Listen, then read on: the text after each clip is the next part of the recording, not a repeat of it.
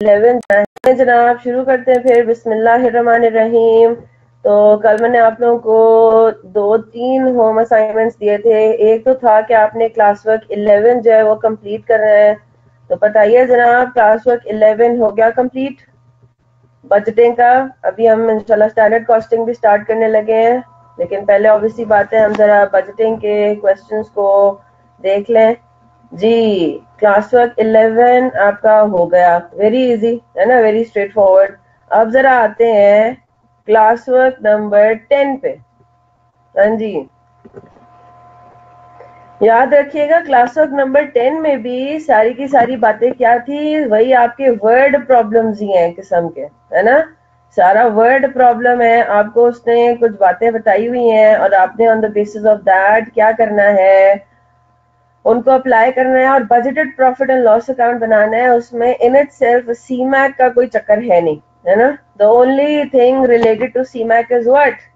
Budget, that's it. बाकी सारे काम आपने इंग्लिश अप्लाई करनी है उसकी। जी जनाब, क्लास वर्क नंबर 10 बताइए। अब्दुल्ला कह रहे हैं कि जी क्लास वर्क नंबर 10 भी हो गया था, उसमें सिर्फ एक पॉइंट है कि थिएटर में 45/9 इंटू 7 क्यों किया, ताकि हमें पता ही चले कि नंबर ऑफ वीक्स या नंबर ऑफ डेज मेरे ख्याल से निकालने के लिए डिवाइड बाय 9 इन्होंने क्यों किया हुआ। डिवाइड बाय 9 क्या है? हफ्ते में 9 शोज बेसिकली है आपके, है ना। How many shows are there in a week? एक सिनेमा हाउस में किधर है ये देखें, ये रहा, ये लिखा हुआ है, ठीक है। टोटल जो शोज हैं,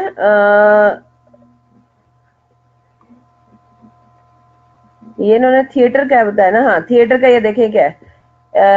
one show is stage on weekdays whereas 2 shows are stage on weekends, ठीक है। तो अगर मैं आपसे ये पूछूं कि भाई मुझे ये बता दें कि महीने हफ्ते में कितने शोज होते हैं, तो हफ्ते में हो गए 9 शोज, है ना। 45 टाइम्स आपने एक शो को स्टेज करना है, यस और नो? आपने 45 टाइम्स एक शो को स्टेज करना है। तो मैं जरा पहले जरा कैलकुलेट कर लूं, मैं जरा एक्सेल अपना खोलूं।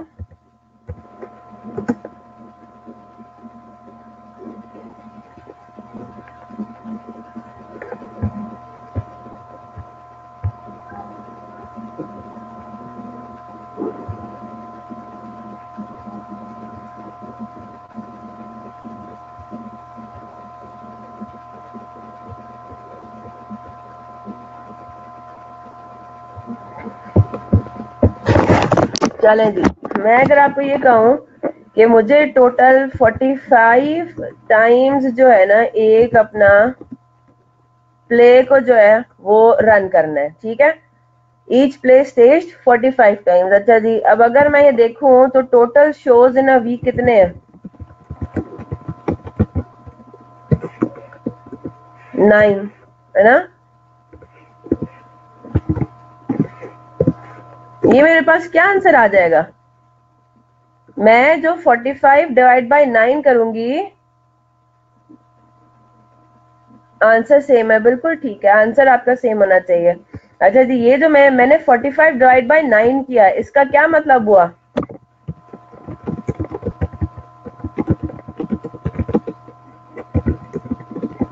है ना, number of weeks the show will be run, yes or no, the play will be run. मैं अगर आपसे ये पूछूं कि भाई हम लोग के पास हमने 45 टाइम्स एक शो को रन करना है, ठीक है। 45 टाइम्स एक शो को रन करना है, 9 total shows in a week है, तो इसका क्या मतलब हुआ? हर हफ्ते 9 शोज होंगे, yes or no. 45 divide by 9 मैंने किया तो कि मेरे पास क्या आ जाएगा, इसका मतलब ये हुआ कि ये शो 5 हफ्ते चलेगा। इसको मैं मल्टीप्लाइड बाय 7 क्यों कर रही हूँ? नंबर ऑफ डेज कैलकुलेट करने के लिए। हाँ जी, एक वीक में कितने डेज होते हैं? There are 7 days in a week, है ना। तो मेरे पास टोटल, मुझे बेसिकली नंबर ऑफ डेज में चाहिए, मुझे वीक्स में नहीं चाहिए।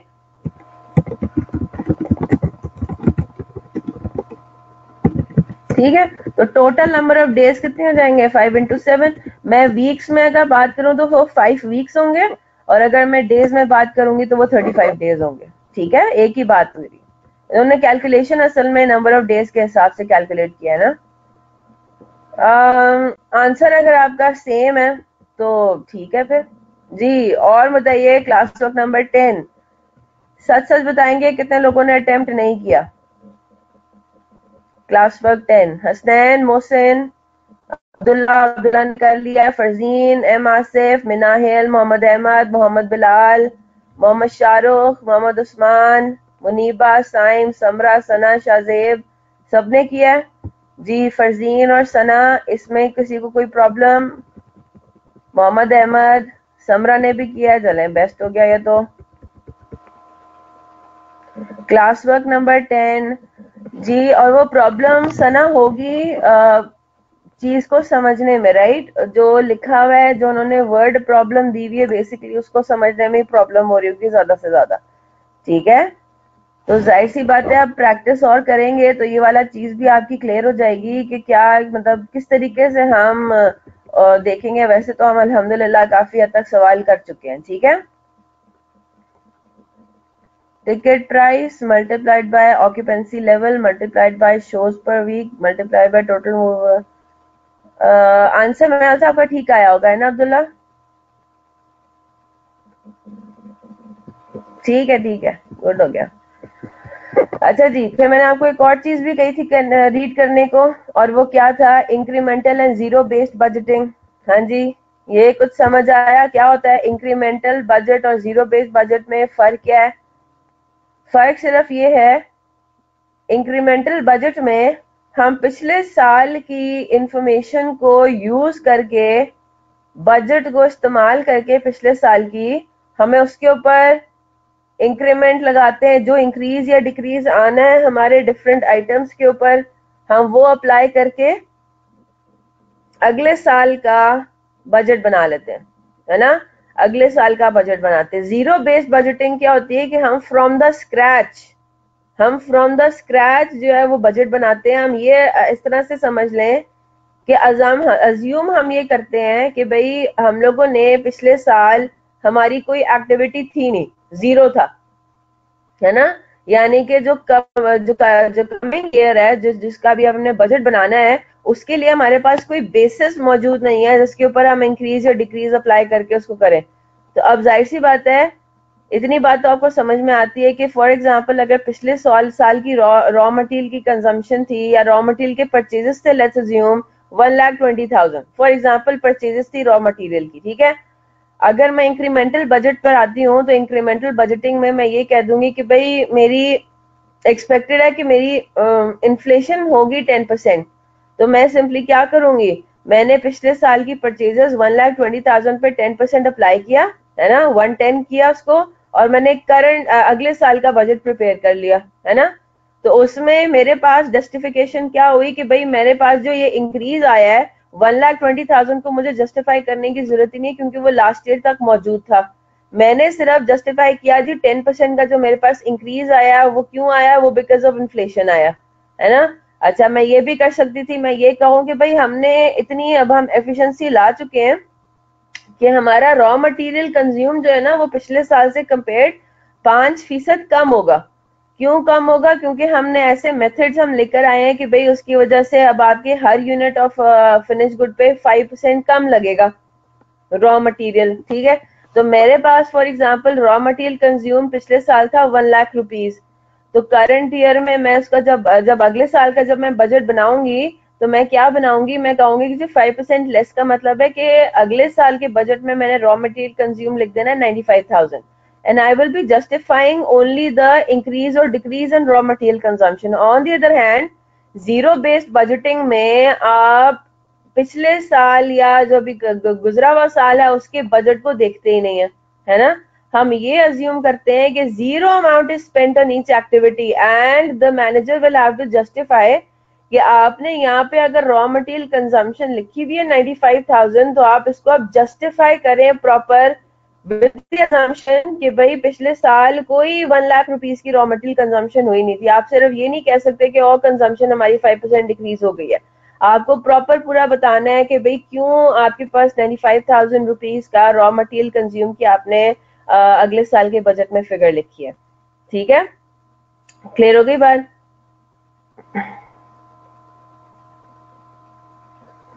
तो ये जो है वो दोनों में फर्क आता है।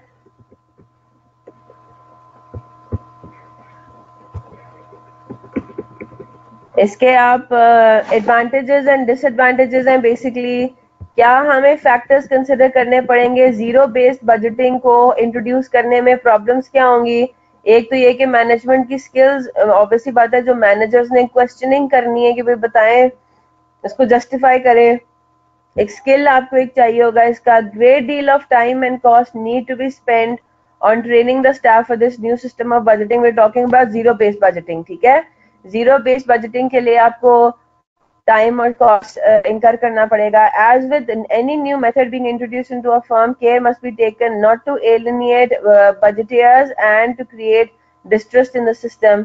Likely resistance from budgetees on the introduction of new method of budgeting. budgetees वो हो रहे हैं भाई जो बना रहे हैं बजट को, है ना, हमारे जो एम्प्लॉइज हैं। Too much initial paperwork is required and the budgeting process may become too rigid, difficult to compare and rank for completely different types of activities. Advantages हमारे पास क्या होंगे? To stimulate the changes which would be to benefit which would be to the benefit of the firm, to create a questioning attitude within the budgeting process and to tighten up budget submissions, to direct attention towards future activity and cost levels rather than merely adjusting historic data, है ना। historic data को simply adjust करना बहुत आसान है और उसमें हम लोग इतना ज्यादा कोई मतलब फोकस्ड अप्रोच हम कह सकते हैं कि उसमें वो मिस हो जाती है ना। अगर हम सिंपल पिछले साल के डे बजट को जो है वो एडजस्ट करें, इंक्रीज डिक्रीज करें और अगले साल का बना लें, राइट।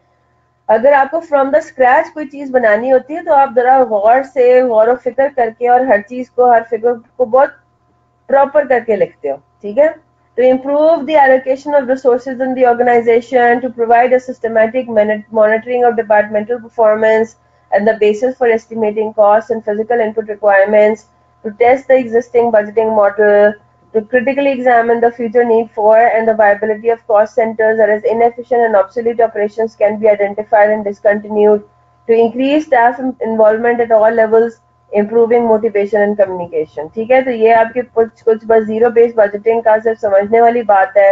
इंक्रीमेंटल और जीरो बेस्ड बजटिंग का इसमें क्या सिनेरियो बनता है। ठीक है, अच्छा जी, ये चीज हमारी हो गई। बजट हमारे मोरलेस जो है वो हमारा बजटिंग का जो चैप्टर है वो हो जाता है कंप्लीट। अब आपने करना क्या है, हमारे प्रैक्टिस क्वेश्चन जितने रह गए हैं वो आप सॉल्व करें और ग्रुप पे आप क्वेश्चंस पूछते रहे। मैं कल भी देख रही थी, कल रात को भी देख रही थी कि काफी एक दो स्टूडेंट्स ने क्वेश्चंस पूछे हुए and the rest of you have actually answered them. ठीक है, दैट्स वेरी गुड। तो प्रैक्टिस क्वेश्चंस जो है वो आप अटेम्प्ट करें। मेरे ख्याल से हमने काफी हद तक प्रैक्टिस क्वेश्चंस कर लिए हैं, कुछ रह गए हैं लेकिन अब क्योंकि वी डन ऑलमोस्ट एवरीथिंग तो you can easily cover it. ठीक है, स्टडी टेक्स्ट को भी एक दफा उठा लें जरा, उसमें भी थ्योरेटिकल एलिमेंट काफी है, हद तक है। तो थ्योरेटिकल जो चीजें हैं उनको आप जरूर स्टडी करें, रीड करें। ठीक है, तो यहाँ पे आके हमारा बजटिंग का जो चैप्टर है वो इख्तिताम पजीर होता है और अब हम अपना नया चैप्टर स्टार्ट करने जा रहे हैं which is what standard costing and variance analysis. ठीक है, बजटिंग का टेस्ट जो है वो मैं क्योंकि आपको अब ये कह रही हूँ कि अब जो आप टेस्ट की तैयारी करेंगे वो करेंगे from the point of view of exams. ठीक है, तो मैं आपको टाइम देना चाह रही हूँ बजटिंग के टेस्ट के प्रिपेयर करने के लिए। इस वजह से मैं बजटिंग का टेस्ट रख रही हूँ अगले मंडे को, 13 जनवरी को इंशाल्लाह आप लोगों का बजटिंग का टेस्ट होगा। आपके पास अच्छा खासा टाइम है टू प्रिपेयर फॉर इट। ठीक है, और आपने जो बजटिंग के टॉपिक्स, इनफैक्ट अब से ऑनवर्ड्स जितने भी मैं टेस्ट लूंगी ना उसमें मैं आपको अकॉर्डिंगली टाइम दे दूंगी। ठीक है, ताकि आप ये ना करें कि बस टेस्ट देने के लिए सिर्फ आप तैयारी करें, और सब ने कोशिश करनी है कि टेस्ट दें, अटेम्प्ट करें उसको। ठीक है, ताकि आपके जो एग्जाम फोकस्ड तैयारी है वो भी आपकी थोड़ी बहुत हो जाए। प्रोसेस कॉस्टिंग का इंशाल्लाह हम टेस्ट डिस्कस करेंगे और वो करेंगे मैं सोच रही हूँ कि मैं थर्सडे को इंशाल्लाह एक आपकी एक्स्ट्रा क्लास रख लूंगी, डिस्कशन क्लास होगी वो। उसके अंदर हम प्रोसेस कॉस्टिंग का जल्दी से डिस्कस भी कर लेंगे, जो इश्यूज आप लोगों को आए हैं टेस्ट में। और इसके अलावा प्रोसेस कॉस्टिंग के अगर कोई दूसरे सवाल हैं, लेकिन मेरी आप लोगों से रिक्वेस्ट ये होगी कि आप काइंडली अपने क्वेश्चंस जो है ना, जो स्पेसिफिक क्वेश्चंस अगर हैं, तो आप मुझे वो एक दो दिन पहले ही जो है वो इमेजेस उसके भेज दीजिए, ताकि मैं भी जरा उनको देख लूं, ठीक है। उस टाइम पे मैं फिर रीड करूं और फिर उसको डिस्कस करूं, तो मैं पहले से ही उनकी भी तैयारी करके आऊं तो वो ज्यादा बेहतर है, हमें फिर टाइम कम लगेगा उसमें डिस्कशन के अंदर, ठीक है जनाब। तो कंफर्म मैं आपको कर दूंगी कल कि आया थर्सडे को क्लास रख रही हूँ या सैटरडे को क्लास रख रही हूँ, वो फिर इंशाल्लाह देख लेंगे, ठीक है जनाब। Is that clear? चलें जी, अब हम जरा अपना काम शुरू कर रहे हैं। Standard costing and variance analysis हम अपना नया चैप्टर स्टार्ट कर रहे हैं। स्टैंडर्ड कॉस्टिंग वैसे एक अलग चैप्टर है, वेरिएंस एनालिसिस एक अलग चैप्टर है, लेकिन दोनों एक दूसरे के साथ लिंक्ड है, ठीक है। बहुत ही सिंपल है स्टैंडर्ड कॉस्टिंग, जो भी आज हम इंशाल्लाह देखेंगे वो तो इंतहा से ज्यादा स्ट्रेट फॉरवर्ड है, और वेरिएंस एनालिसिस पर इंशाल्लाह हमारा कल तक स्टार्ट हो जाएगा।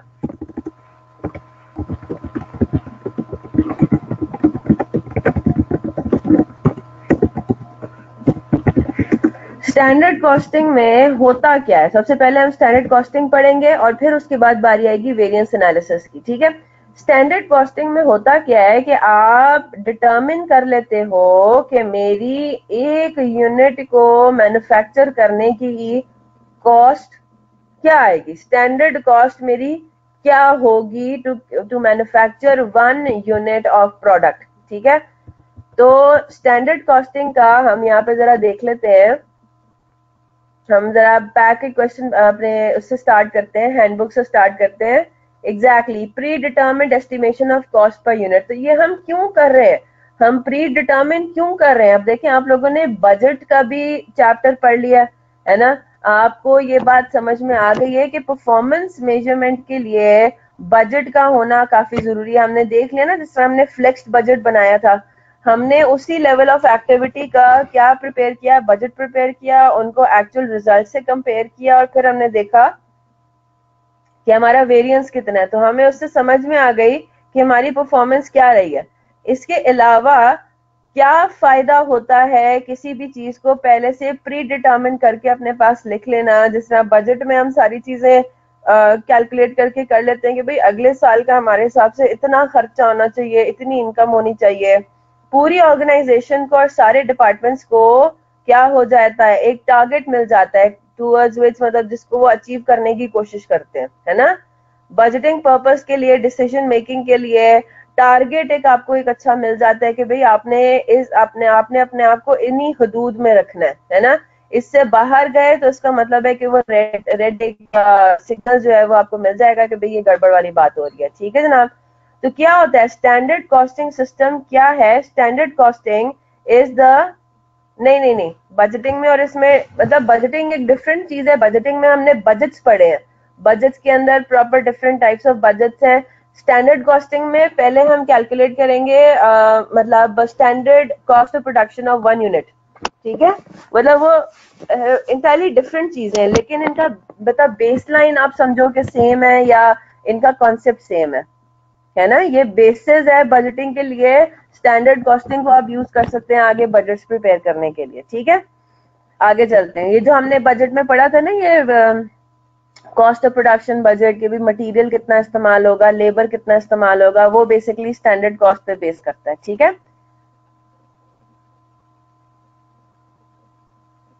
लेकिन हम टोटल के हिसाब से जाते हैं ना, बिल्कुल मोहसिन, मैं वही बात कह रही हूँ कि जिस तरह बजट में हम प्रोडक्शन कॉस्ट बजट में करते थे ना कि डायरेक्ट मटेरियल इतना लगेगा, हमें उसने बता दिया होता था कि भाई 1 यूनिट ऑफ मटेरियल में 2 kilo, 1 unit of finish good में 2 किलो रॉ मटेरियल के लगेंगे, रॉ मटेरियल की कॉस्ट पर किलोग्राम जो है ना वो इतनी होगी। तो हम कैलकुलेट करते थे कि भाई बजटेड हमारा कितना है on the basis of a certain activity level, है ना।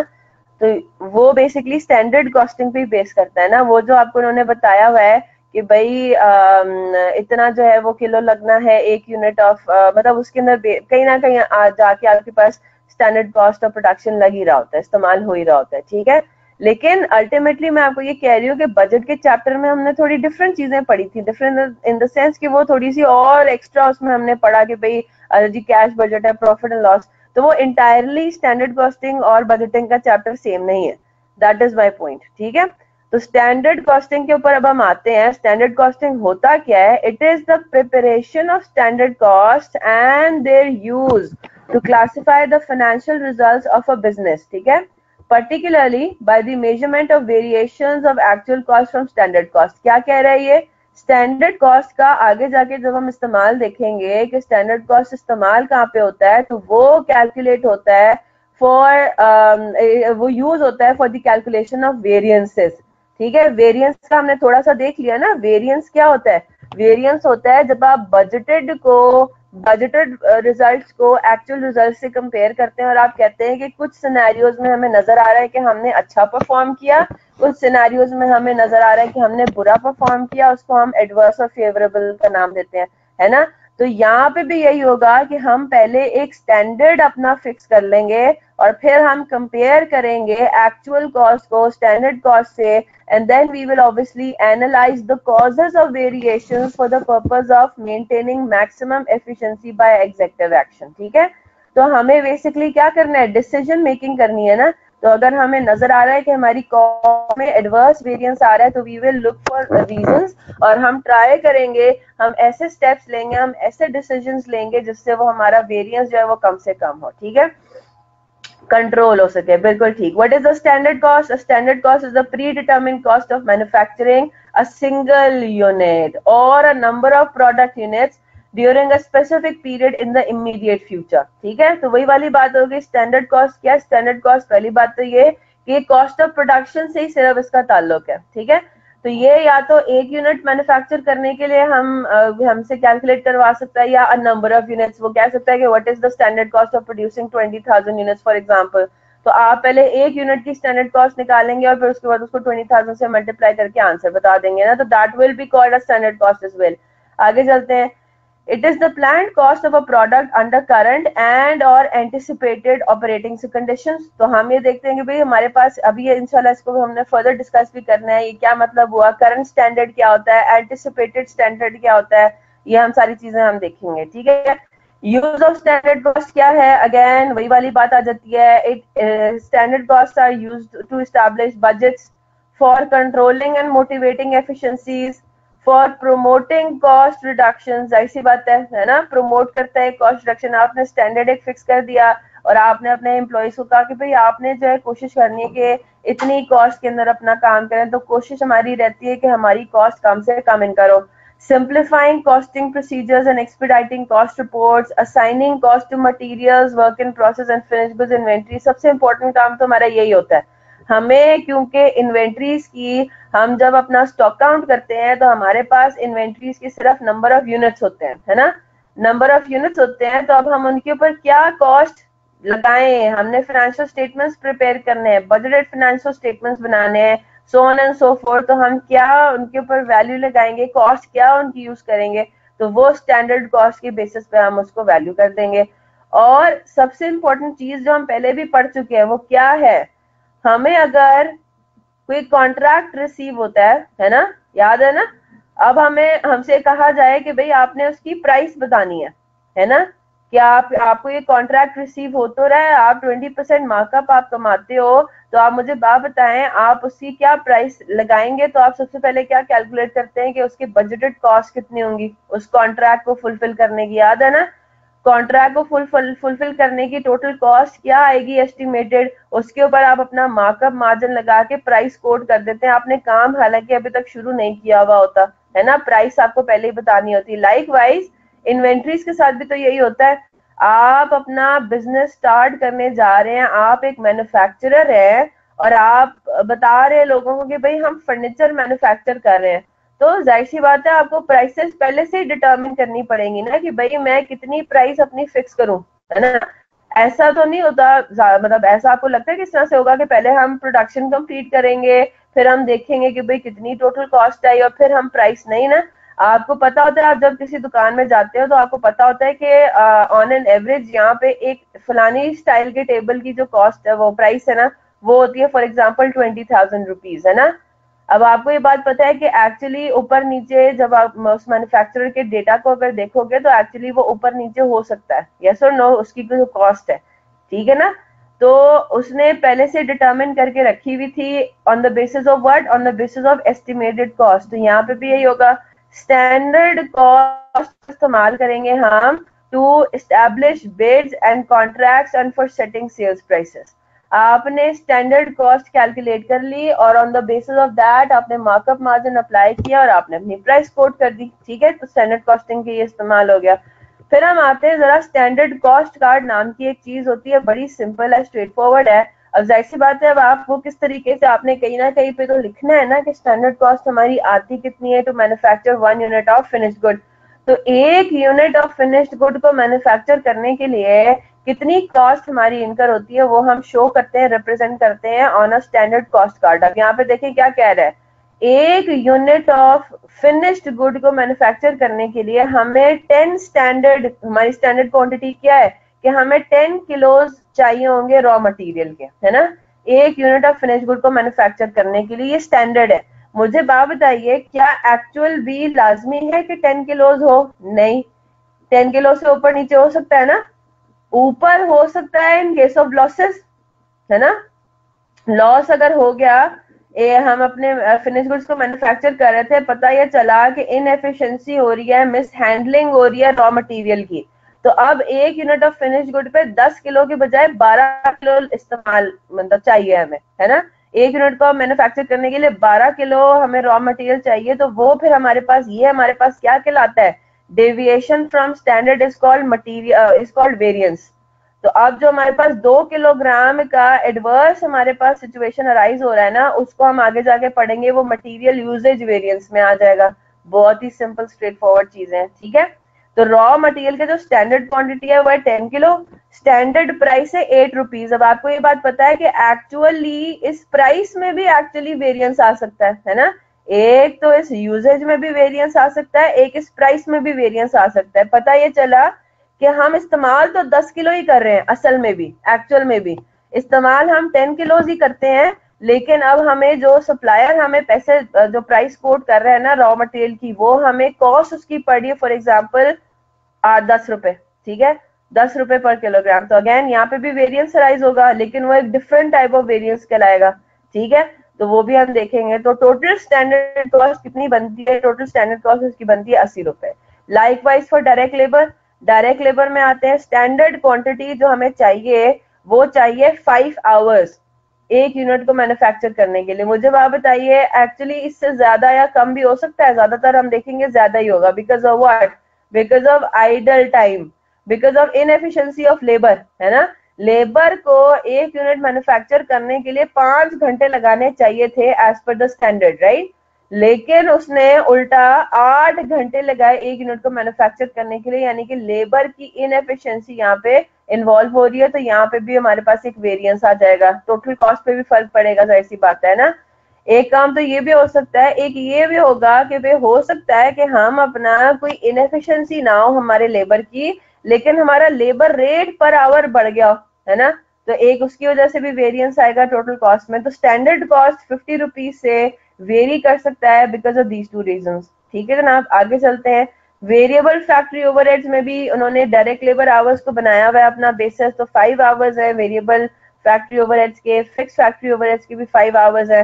तो इस तरीके से आपने अपने एक स्टैंडर्ड कॉस्ट कार्ड बना दिया और आपने ये कैलकुलेट कर लिया कि 1 यूनिट ऑफ फिनिश्ड प्रोडक्ट को मैन्युफैक्चर करने के लिए आपको 150 रुपीज की स्टैंडर्ड कॉस्ट इनकर करनी चाहिए, राइट, या इनकर करनी पड़ेगी, ठीक है जनाब। यही अमाउंट्स आपकी ऑब्वियसली बात है फिर बजट में भी इस्तेमाल होंगे। अब बड़ा सिंपल और स्ट्रेट फॉरवर्ड है, आपके सामने एक एग्जांपल आ रही है। A company manufactures 2 products X and Y. In year 1, it budgets to make 2,000 units of product X and 1,000 units of product Y. Budgeted resources per unit and cost are as follows. ठीक है, तो आपने standard cost card देख लिया ना किस तरीके का उसका फॉर्मेट है। स्टैंडर्ड क्वांटिटी का कॉलम है, स्टैंडर्ड प्राइसेस है, और फिर अल्टीमेटली स्टैंडर्ड कॉस्ट है टोटल। ठीक है, अब आपने करना क्या है, रीड कर लेते हैं इसको। Budgeted resources per unit and cost are as follows, product X और product Y. Direct material per unit वो कह रहा है प्रोडक्ट एक्स में 2 यूनिट्स ऑफ मटेरियल इस्तेमाल होंगे, प्रोडक्ट वाई में 1.5 यूनिट्स ऑफ मटेरियल इस्तेमाल होंगे। प्रोडक्ट एक्स में 1 यूनिट ऑफ मटेरियल भी इस्तेमाल होगा, प्रोडक्ट वाई में 3 यूनिट्स ऑफ मटेरियल भी इस्तेमाल होगा। ठीक है, direct labour hours per unit क्या है, प्रोडक्ट एक्स के 1 यूनिट को बनाने के लिए हमें 0.75 आवर्स चाहिए और प्रोडक्ट वाई में चाहिए 1 घंटा।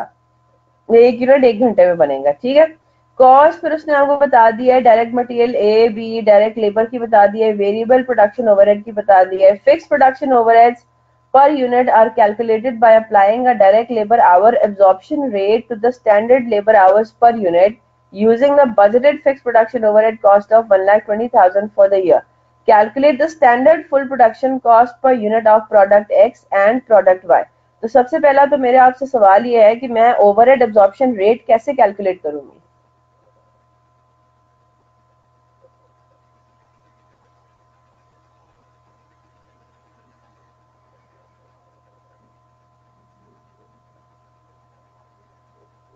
हाँ जी,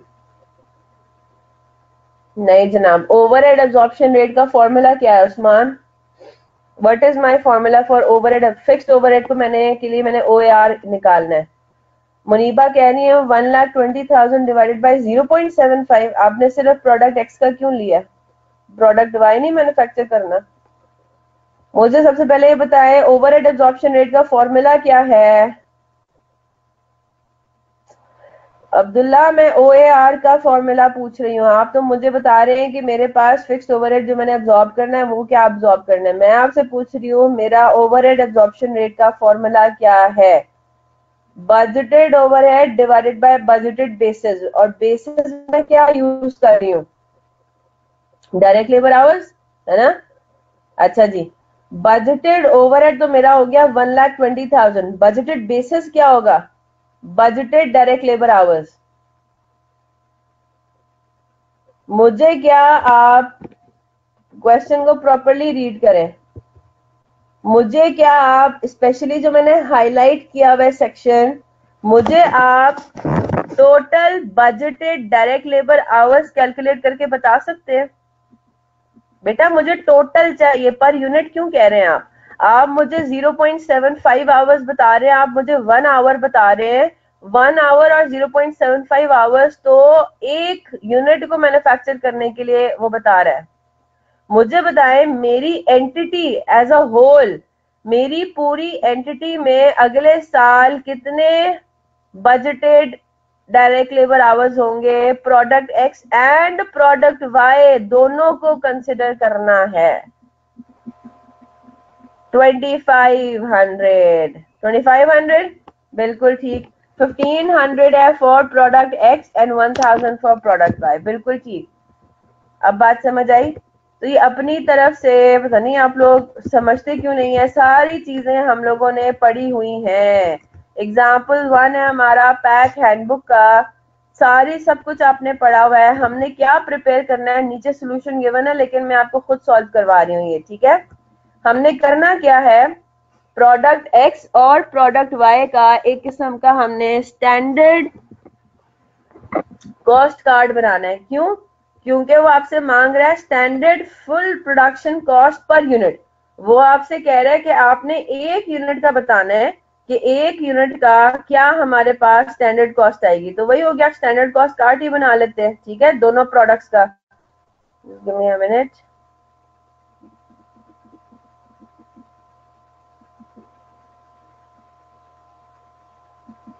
हाँ जी, कैसे बनेगा? अगेन आप प्रोडक्ट एक्स और प्रोडक्ट वाई को सेपरेट भी रख सकते हैं। ठीक है, तो करना शुरू करते हैं इसको। फिर दोनों को आप साथ साथ भी कर सकते हैं। पहले देख लेंगे कि कितने कॉलम्स बनेंगे, उसके बाद फिर बनाना शुरू करेंगे।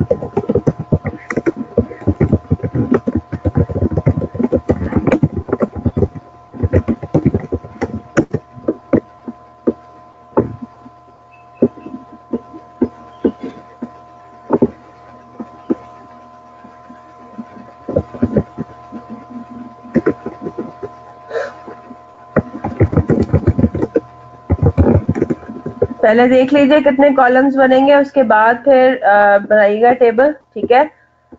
सबसे पहला कॉलम तो हमारा हो गया कि जी हमारे पास स्टैंडर्ड रेट क्या है, क्योंकि वो प्रोडक्ट एक्स के लिए प्रोडक्ट वाई के लिए दोनों के लिए सेम है ना। चले जी, फिर हमने कहा कि प्रोडक्ट एक्स में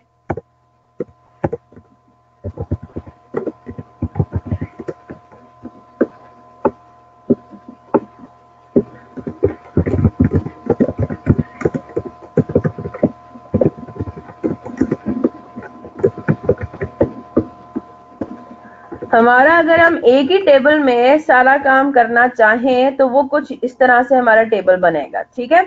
हमने बेसिकली क्या बताना है, हमारे जितने भी कंपोनेंट्स हैं कॉस्ट के, हमने उनकी स्टैंडर्ड कॉस्ट पर यूनिट बतानी है ना।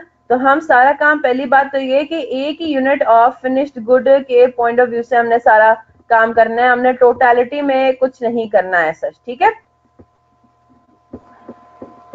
आई होप ये बात सबको समझ आ गई कि हमने पर यूनिट कैलकुलेट करना है, हमने टोटल अभी कोई काम नहीं करना। चलें जी स्टार्ट करते हैं। सबसे पहले तो हम जरा स्टैंडर्ड रेट कैलकुलेट कर लेते हैं कि डायरेक्ट मटेरियल का हमारा स्टैंडर्ड रेट क्या है per unit. Again per unit of finish good आपको निकालना है, हर चीज आपकी per unit of finish good होगी। तो डायरेक्ट मटीरियल ए में वो आपको कह रहा है कि जी 4 रुपीज पर यूनिट, ठीक है। 4 रुपी पर यूनिट है, तो हमने यहाँ पे इसका स्टैंडर्ड रेट लिख दिया। 4 है, 3 है, अच्छा जी 20 रुपी पर आवर है, ठीक है। और वेरिएबल ओवरहेड कितना है, 4 रुपी पर डायरेक्ट लेबर आवर, ठीक है।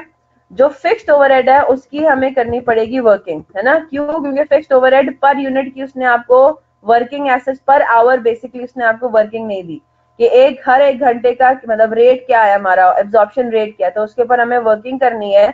तो जरा वर्किंग के ऊपर पहले आ जाते हैं। हमने पहले निकालना है क्या, what we need is overhead absorption rate. Overhead absorption rate का फॉर्मूला क्या है, budgeted overhead divided by budgeted direct labour hours. यहाँ पे डायरेक्ट लेबर आवर्स हमारे इस्तेमाल होंगे ना।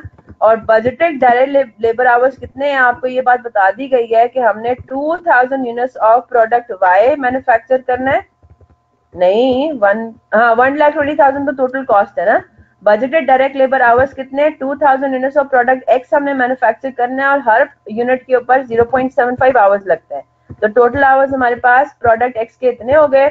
और प्रोडक्ट वाई में आपको बताया जा रहा है कि आपने 1000 यूनिट्स मैन्युफैक्चर करने हैं और हर यूनिट का 1 घंटा लगेगा। तो टोटल आवर्स आपके पास कितने हो जाएंगे, 2000 इंटू 0.75 प्लस 1000 यानी कि 2500 आवर्स। Is that clear? तो मेरे पास फिक्स्ड ओवरहेड का ओवरहेड एब्जॉर्प्शन रेट कितना निकल आएगा, 1,20,000 डिवाइडेड बाय 2500। तो ये मेरे पास क्या आ गया, रेट आ गया ना। मेरे पास ये रेट आ गया 25,120,000 ये मेरे पास रेट आ गया रुपीज पर आवर, है ना। रुपीज पर आवर आपके पास ये आ गया। तो आपने ये भी सारा आपके पास रुपीज पर आवर था, ये 20 रुपीज पर आवर है, 4 रुपी पर डायरेक्ट लेबर आवर है। सारी चीजें आपकी किसी स्पेसिफिक सेपरेट वर्किंग करने की जरूरत क्या है, जब एक ही तरीके से आपके पास सारा काम हो जाएगा। आपने ये रेट सारे निकाल दिए है ना, सारे रेट्स आपने लिख दिए। अब हम आते हैं जरा स्टैंडर्ड यूजेज पे। प्रोडक्ट एक्स में कितने यूनिट्स ऑफ मटेरियल ए लगना है, 2 यूनिट्स ऑफ मटेरियल ए लगना है, ठीक है। प्रोडक्ट एक्स पे इतना लगेगा, तो टोटल कॉस्ट मटेरियल ए की कितनी बनती है, 4 इंटू 2 यानी कि 8, है ना, पर यूनिट, एक यूनिट को मैन्युफैक्चर करने के लिए। इसी तरह से प्रोडक्ट वाई में कितने यूनिट्स मटेरियल लेके लगने हैं, 1.5 यूनिट्स लगने हैं मटेरियल लेके। तो 1.5 के हिसाब से कितना रेट आपका लगता है, 1.5 इंटू स्टैंडर्ड रेट है 4, ठीक है। तो यानी कि टोटल आपके पास कॉस्ट आ जाती है 6। Is that clear? इसी तरह से आपने हर एक का करना है कॉपी। मटेरियल बी में कितना इस्तेमाल होना है, 1 यूनिट ऑफ फिनिश गुड को मैन्युफैक्चर करने के लिए 1 यूनिट मैन्युफैक्चर होना है, इस्तेमाल होना है, यानी कि 3 रुपी का एक फिनिश गुड के अंदर 3 रुपए का मटेरियल बी लगेगा, है ना। Same goes for product Y, 3 units of material B लगने हैं, ठीक है। और 3 रुपए ही उसका रेट है, तो इसका मतलब ये हुआ कि 9 रुपए का टोटल हमारे पास मटेरियल बी होगा। मैंने सिंपली क्या किया, 3 मल्टीप्लाइड बाय स्टैंडर्ड रेट। ये जो स्टैंडर्ड रेट का कॉलम है ये प्रोडक्ट एक्स प्रोडक्ट वाई दोनों के लिए सेम ही इस्तेमाल हो रहा है ना, इसमें तो कोई वेरिएंस नहीं है, प्रोडक्ट एक्स में अलग नहीं है, प्रोडक्ट वाई में अलग नहीं है। आगे चलते हैं। Direct labour hours per unit कितना है प्रोडक्ट एक्स में? 0.75 आवर्स। आपने ये एक यूनिट का याद रखिएगा, एक यूनिट का आपने कैलकुलेट कर रहे हैं, तो एक यूनिट ऑफ प्रोडक्ट एक्स को मैन्युफैक्चर करने के लिए 0.75 आवर्स लगते हैं। 20 रुपी पर डायरेक्ट लेबर आवर आपका रेट है, तो उसका मतलब ही हुआ कि डायरेक्ट लेबर एक यूनिट मैन्युफैक्चर करने के लिए कितना लगता है? 20 इंटू 0.75, है ना? Is that clear? यानी कि 15 रुपी का हम कहेंगे कि एक यूनिट को मैन्युफैक्चर करने के लिए 15 रुपी का डायरेक्ट लेबर का खर्चा आता है। फिर उसके बाद इस पे 1 घंटा ही चाहिए, तो इसका मतलब ये हुआ कि यहाँ पे डायरेक्ट लेबर आवर की जो कॉस्ट है वो कितनी है? वो 20 है। Is that clear? तो 20 रुपए लगते हैं एक यूनिट को मैन्युफैक्चर करने के लिए हमने लेबर को मजदूरी वगैरह देने के लिए। इन्होंने फिर वेरिएबल ओवरहेड के लिए वही इस्तेमाल किया हुआ है, बेसिस क्या है? पर डायरेक्ट लेबर आवर। तो 0.75 लेबर आवर लग रहा है एक यूनिट को मैन्युफैक्चर करने के लिए, तो वेरिएबल ओवरहेड उसके ऊपर कितने इनकर हो रहे हैं वो हमने कैलकुलेट कर लिए, वो हमने इनकर कर लिए 3 रुपीज। ठीक है, इसी तरह से डायरेक्ट लेबर आवर इधर 1 ही होगा प्रोडक्ट वाई में। ठीक है, बेसिस हमारा ये, यानी कि 4 रुपी का वेरिएबल ओवरहेड आ जाएगा। अब जब आप ये टोटल कॉस्ट जरा टोटल करेंगे, ठीक है, ये टोटल कॉस्ट के कॉलम को जब आप टोटल करेंगे तो आपके पास जो आंसर आएगा वो क्या कहलाता है? वो कहलाता है standard variable cost of production. Obviously बात है, क्योंकि हमने सो फार जितनी भी कॉस्ट ली है वो क्या लिए? वेरिएबल कॉस्ट लिए हैं। ठीक है, तो standard variable cost of production आपके पास आ गया। प्रोडक्ट एक्स को एक यूनिट को मैन्युफैक्चर करने के लिए 29 रुपीज के वेरिएबल कॉस्ट इंकर होंगे, स्टैंडर्ड है हमारा ये। और प्रोडक्ट वाई में 39 रुपीज के वेरिएबल कॉस्ट इंकर होंगे। और अब आखिरी चीज क्या है? फिक्स्ड ओवरहेड हमने सिर्फ एक यूनिट का लेके जाना है। तो मुझे बात बताइए क्या लेंगे? आपको बता दिया गया है कि 48 रुपी पर डायरेक्ट लेबर आवर आपका है फिक्स्ड ओवरहेड का ओवरहेड एब्जॉर्प्शन रेट। मुझे जरा जल्दी से सोचकर बताइए, मैं स्टैंडर्ड यूजेज प्रोडक्ट एक्स और प्रोडक्ट वाई में क्या लूंगी?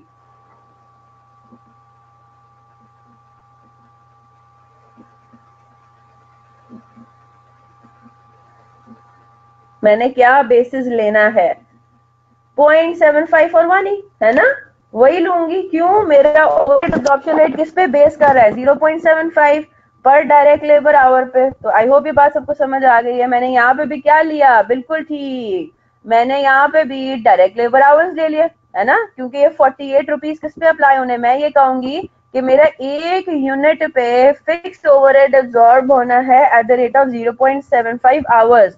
तो मेरे पास फिक्स्ड ओवरहेड कितना लगेगा यहाँ पे? 36, और यहाँ पे कितना लगेगा? 48 पूरे का पूरा। तो अब जब मैं 29 प्लस 36 करूंगी तो जो मेरा आंसर आ रहा है 65, that is my full total standard cost of production. और जो उसने आपसे क्वेश्चन में मांगा हुआ था 39 प्लस 48 और 29 प्लस 36। प्रोडक्ट एक्स और प्रोडक्ट वाई के हमने दोनों चीजों का जो है वो रिक्वायरमेंट अपना फुलफिल कर दिया, और हमने standard full production cost per unit आपने कैलकुलेट करके बता दिया प्रोडक्ट एक्स और प्रोडक्ट वाई का। Is that clear? 65 and 87 exactly यही, बिल्कुल। तो थोड़ा सा ऑब्वियसली बात है, थोड़ा सा डिफरेंट फॉर्मेट इन्होंने किया है। इन्होंने जो है वर्किंग्स जो है वो कॉलम में दिखा दी है, हमने मतलब वो उसमें ब्रैकेट्स में दिखा दिए हैं। हमने कुछ इस तरीके से काम किया, आप उस तरह से भी सॉल्व कर सकते हैं।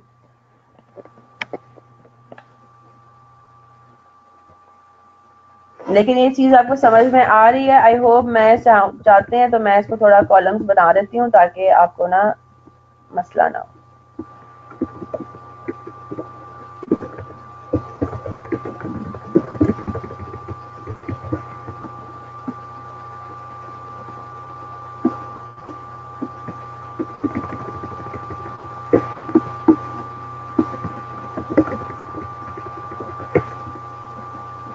चलें जी, दैट्स इट। कर लिया कॉपी?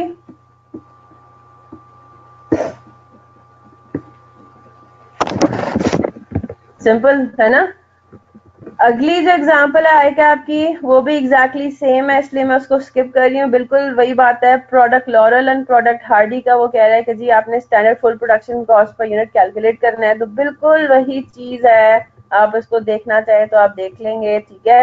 अच्छा जी, अब हम जरा आते हैं अपनी डिस्कशन को आगे बढ़ाते हैं। अब हमारे पास स्टैंडर्ड्स 4 किस्मों के होते हैं, ठीक है। अब आपसे कोई स्टैंडर्ड्स कैलकुलेट करेगा तो वो it can fall into either of these 4 categories, ठीक है।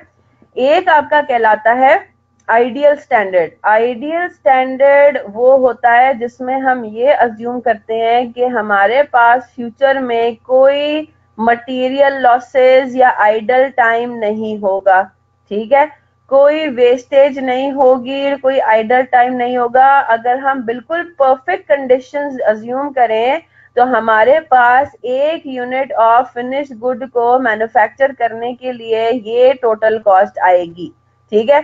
अब आइडियल स्टैंडर्ड के साथ मसला क्या है? मसला ये है कि आइडियल स्टैंडर्ड हमारा नॉन अचीवेबल है, नॉन अटेनेबल है, क्योंकि आपको ये बात पता है कि प्रैक्टिकल सिनेरियो में थोड़ा बहुत वेस्टेज, थोड़ा बहुत आइडल टाइम तो होता ही होता है ना। तो आइडियल स्टैंडर्ड का पर्पस बेसिकली होता क्या है कि आपके पास at least you should try to achieve it, है ना। आप कोशिश तो करें कि आप अपने आइडियल स्टैंडर्ड को फुलफिल कर सके। तो आप आइडियल स्टैंडर्ड ये नहीं हम कहेंगे कि बनाना बिल्कुल ही फालतू है, आप बिल्कुल परफेक्ट कंडीशन की तरफ जाने की कोशिश कर सकते हो। You can try to minimise the variance between actual result and the standard result. Is that clear? जो आपका स्टैंडर्ड था उसके और एक्चुअल के दरमियान हम वेरिएंस मिनिमाइज करने की कोशिश ज्यादा से ज्यादा करेंगे। तो एटलीस्ट आपका टारगेट तो होना चाहिए कि जी ठीक है, हम आइडियल स्टैंडर्ड की तरफ we should try to move towards that, ठीक है। फिर आता है अगला टाइप आता है अटेनेबल का। अटेनेबल वो है जो अचीवेबल हो, है ना।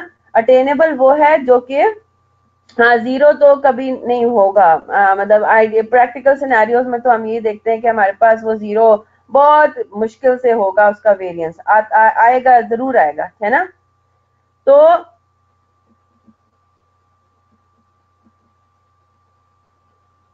लेकिन इसका फायदा भी आपको समझ में आ गया ना। आइडियल स्टैंडर्ड का फायदा तो है ना कि भाई हम कोशिश तो कर सकते हैं ना। हमारी जो सीनियर मैनेजमेंट है वो बनाएगी जरूर, इसको कैलकुलेट जरूर करेगी और वो अपने एम्प्लॉइज को भी बता देगी कि भाई आपका स्टैंडर्ड जो है ना, आइडियल स्टैंडर्ड हमारा ये है ना। फॉर टारगेटिंग हम कोशिश करेंगे कि भाई हम लोग जो है वो उनकी मोटिवेशन के लिए, उनकी टारगेट सेटिंग के लिए कि भाई जितना ज्यादा you will move towards this ideal standard उतना ज्यादा उनको पता है कि जी बोनस मिलने के चांस नहीं कि परफॉर्मेंस इंप्रूव करने का हमारे पास एक अच्छा ये जो है वो स्टैंडर्ड बन सकता है। लेकिन अगेन हमें देखेंगे कि हमारा हमेशा एडवर्स ही आएगा वेरिएंस, क्योंकि ये नॉन अचीवेबल है। प्रैक्टिकली स्पीकिंग ये हमारा आइडियल स्टैंडर्ड कभी भी अचीव नहीं होगा। अटेनेबल जो होता है ना, अटेनेबल इज समथिंग जो अचीवेबल हो, है ना। अटेनेबल का मतलब ही यही है कि वो अचीवेबल है, यानी कि उसमें हम परफेक्ट कंडीशंस नहीं अज्यूम कर रहे होते हैं ना। हम उसमें बल्कि हम कोशिश करते हैं कि हम एज एफिशिएंट एज पॉसिबल हो, लेकिन हम उस बात को इग्नोर नहीं करते कि भाई कोई हमारे लॉसेस नहीं होंगे। यानी कि keeping the losses and vestiges and idol time in mind, हम ये कहते हैं कि भाई अगर हमारी लेबर, अगर हमारा मटेरियल यूजेज वगैरह सबसे ज्यादा एफिशिएंट हो तो ये हमारा स्टैंडर्ड बनता है, ठीक है। यानी कि in other words, practically speaking attainable standard हमारा परफेक्ट स्टैंडर्ड होता है ना। अटेनेबल स्टैंडर्ड हमारा जो है वो अचीवेबल परफेक्ट स्टैंडर्ड है जो कि हम अचीव कर सकते हैं। Other words, it is that perfect standard जो हम अचीव कर सकते हैं, ठीक है। Keeping in mind all the vestiges and idle time is well.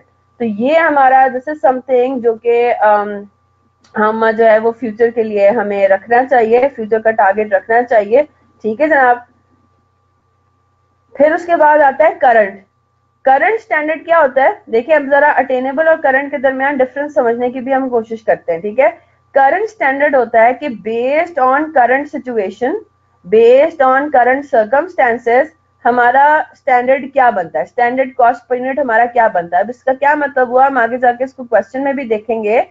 मैं अगर आपको ये कहूं कि करंटली हमारे जो लॉसेस हो रहे हैं ना, नॉर्मल लॉस है वो है फॉर एग्जांपल 20%, ठीक है। करंटली ये हमारा हो रहा है कि जी हमारी जो मटेरियल में वेस्टेज हो रही है ना वो 20% हो रही है। लेकिन मैं ये चाह रही हूँ कि मेरा जो नॉर्मल लॉस है ना वो 20% से आ जाए 10% के ऊपर, ठीक है।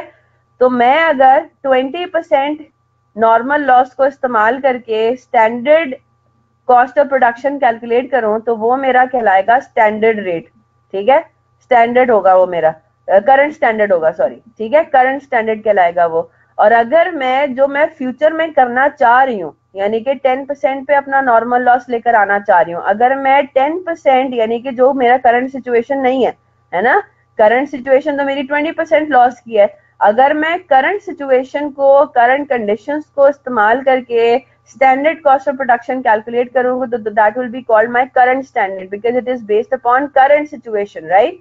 और अगर मैं अपना जो मेरा टारगेट है कि मैंने फ्यूचर में 20% से कम करके नॉर्मल लॉस को मैंने 10% पर ले आना है, अगर मैं 10% नॉर्मल लॉस को यूज करके standard cost of production calculate करूं तो वो मेरी कहलाएगी अटेनेबल स्टैंडर्ड, ठीक है, वो मेरा होगा अटेनेबल स्टैंडर्ड, ठीक है। दोनों मेरे टारगेट्स हैं, इनफैक्ट तीनों मेरे टारगेट्स हैं, आइडियल स्टैंडर्ड भी मेरा टारगेट है, मेरा अटेनेबल स्टैंडर्ड भी टारगेट है, मेरा करंट स्टैंडर्ड भी, तीनों चीजें, इनफैक्ट चारों जो बेसिक है वो भी आपका टारगेट ही तो होता है, वो आप एम्प्लॉय को अपने देते हो, लेकिन ऑब्वियसली बात है उनके टर्म्स उनके डिफरेंट है क्योंकि उनके फैक्टर्स, उनके सर्कमस्टांसेस हम डिफरेंट बेसिस पे हम सबको कैलकुलेट कर रहे हैं, ठीक है, बात समझ आ गई, ठीक है जनाब।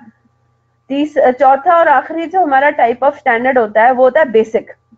अब बेसिक स्टैंडर्ड वो होता है जो कि हमने बहुत पुराने, जो है जब हमने काम अपना फॉर एग्जांपल स्टार्ट किया था 10 साल पहले, हमने अपनी मैन्युफैक्चरिंग स्टार्ट की थी, अपना बिजनेस स्टार्ट किया था, तो 10 साल पहले की जो कंडीशंस थी उनके बेसिस पे जो हमने अपना स्टैंडर्ड कैलकुलेट किया था वो हमारा बेसिक स्टैंडर्ड कहलाएगा, ठीक है। यानी कि ये हमारा मोरलेस बहुत हद तक ये थ्योरेटिकल हमारा एक स्टैंडर्ड होता है, इसका प्रैक्टिकल कोई इतना इस्तेमाल होता नहीं है, इनफैक्ट ये हमारे लिए बल्कि यूजलेस ही होता है, सो जैसे प्रैक्टिकली बेसिक स्टैंडर्ड को इतना इस्तेमाल नहीं किया जाता। बेसिक स्टैंडर्ड की बात समझ आ रही है सबको?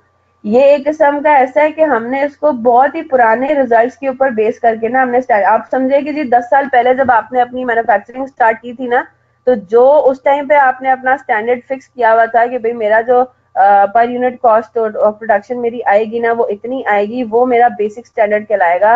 यानी कि वो मैं तब से लेके अब तक जो लेकर चलती आ रही हूँ, ठीक है, प्रोवाइडेड ये कि मैं बेसिक स्टैंडर्ड यूज करती हूँ, तो तब से लेके अब तक जो मैं स्टैंडर्ड यूज कर रही हूँ ना वो फिर इसका मतलब है मेरा बेसिक स्टैंडर्ड है, वो अनचेंज होता है इन द लॉन्ग रन, ठीक है, और ये प्रैक्टिकली इस्तेमाल नहीं होता, ठीक है जनाब। तो या तो आप जो सबसे ज्यादा प्रैक्टिकल है, इसका मतलब है सबसे ज्यादा जो यूजफुल टाइप ऑफ स्टैंडर्ड है वो क्या है, जरा मुझे देखकर बताएं इन चारों में से सबसे ज्यादा यूजफुल टाइप ऑफ स्टैंडर्ड आपके पास क्या है? अटेनेबल है ना, अटेनेबल स्टैंडर्ड जो है वो सबसे ज्यादा अच्छा, सबसे ज्यादा बेहतरीन हमें नजर आ रहा है इन सारे टाइप्स ऑफ स्टैंडर्ड में। तो हमें क्या कोशिश करनी चाहिए, प्रैक्टिकली स्पीकिंग हमें कोशिश करना चाहिए कि हम अटेनेबल स्टैंडर्ड को ही इस्तेमाल करें, है ना, अटेनेबल स्टैंडर्ड्स को ही हम इस्तेमाल करें for our budget, for everything, for decision making, for performance measurement, so on and so forth. Is that clear? ठीक है, अच्छा जी, अब जरा क्लास वर्क नंबर 1 पर आते हैं। क्लास वर्क नंबर 1 में हम बेसिकली इन तीनों चारों स्टैंडर्ड्स के को इस्तेमाल करेंगे। 3 स्टैंडर्ड्स हमें वो कैलकुलेट करने को कह रहा है। A company produces book shelves, each book shelf requires 3 planks of wood, ठीक है, यानी कि 3 उसमें लकड़ियां लगनी है, and apparently that's it. A box of wood contains 15 planks and cost ₹45। तो मुझे आप कैलकुलेट करके बता सकते हैं कि एक लकड़ी का जो फट्टा होता है, प्लैंक होता है, उसकी कॉस्ट कितनी बनती है? एक जो पूरा डब्बा है प्लैंक्स का, उसमें 15 प्लैंक्स होते हैं और उस पूरे डब्बे की कॉस्ट है 45। तो इसका मतलब ये हुआ कि एक प्लैंक की कॉस्ट कितनी हुई? 3, है ना। अच्छा जी, आगे चलते हैं। Currently 20% of wood is wasted during production. Management would like to reduce this wastage to 10%. ठीक है, calculate a standard material cost of a bookshelf based on ideal conditions, current conditions and attainable conditions. पहले हम जरा देखते हैं ideal को। Ideal conditions के basis पे अगर हम अपनी स्टैंडर्ड कॉस्ट कैलकुलेट करते हैं तो उसमें हमने किस बात का ख्याल रखना है? We have to ignore all wastages. इसका क्या मतलब हुआ? हम ये अज्यूम कर रहे हैं कि भाई कोई भी वुड आपका डिस्ट्रॉय नहीं होता, डैमेज नहीं होता, कोई वेस्टेज नहीं होती। तो अगर हम इस तरीके से सॉल्व करें तो हम आ जाते हैं अभी क्लास वर्क नंबर 1 पे। ठीक है जी, क्लास वर्क नंबर 1 पे हम आए हुए हैं और अब हम सॉल्व कर रहे हैं कि आइडियल कंडीशंस को यूज करके हम कैलकुलेट कर रहे हैं आइडियल स्टैंडर्ड। ठीक है, आइडियल स्टैंडर्ड क्या होगा? वी विल अज्यूम कि there is no basically loss of material at all. ठीक है, तो सबसे पहली बात तो ये कि cost per plank of would कितना है।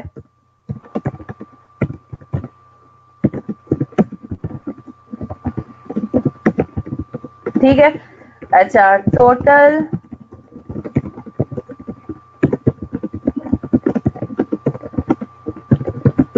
हाँ जी, कितने जो है वो प्लैंक्स आपके इस्तेमाल हो रहे हैं, 3 है ना। Total number of planks used in, इसमें क्या कह रहा है, each book shelf requires 3 planks of wood. तो हमारा फिनिश्ड प्रोडक्ट क्या है, बुक शेल्फ है, और एक बुक शेल्फ में 3 प्लैंक्स ऑफ वुड इस्तेमाल हो रहे हैं। तो उसका क्या मतलब हुआ, टोटल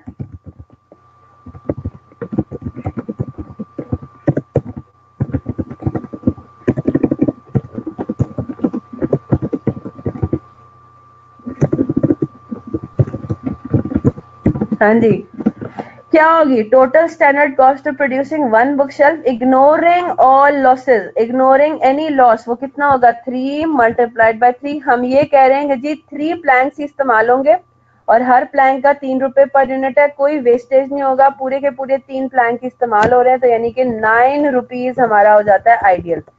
ठीक है, ये हमारा हो जाता है ideal standard cost. Is that clear, ये तो हमारा हो गया आइडियल स्टैंडर्ड। ठीक है, अब हम आते हैं जरा बी पे। बी में वो क्या कह रहे हैं, आपने करंट कंडीशन को मद्देनजर रखना है। करंटली क्या हो रहा है, 20% of the wood is wasted during production. ठीक है, तो मुझे बात बताइए, मैं कितने प्रोडक्शन में कितने प्लैंक्स ऑफ वुड डालती हूँ तो मेरे 3 प्लैंक्स ऑफ वुड अल्टीमेटली इस्तेमाल होते हैं। हाँ जी, याद है ना ये क्या कॉन्सेप्ट है, जब आपका वेस्टेज होता है तो आपको ज्यादा नंबर ऑफ जो रॉ मटेरियल डालने पड़ते हैं, है ना, ताकि अल्टीमेटली आपको जो गुड यूनिट के लिए चाहिए वो आपको मिल जाए। Yes or no, 3.75, very good. आपको 3.75 प्लैंक्स ऑफ वुड डालने पड़ते हैं प्रोडक्शन में, ताकि उनमें से 0.75 प्लैंक ऑफ वुड जो है वो डैमेज हो जाए और बाकी पीछे कितने बचे, वही 3 बचे, क्योंकि हमें अल्टीमेटली 3 प्लैंक्स ऑफ वुड चाहिए ही चाहिए, है ना। तो इसका क्या मतलब हुआ, इसका मतलब ये हुआ कि हमें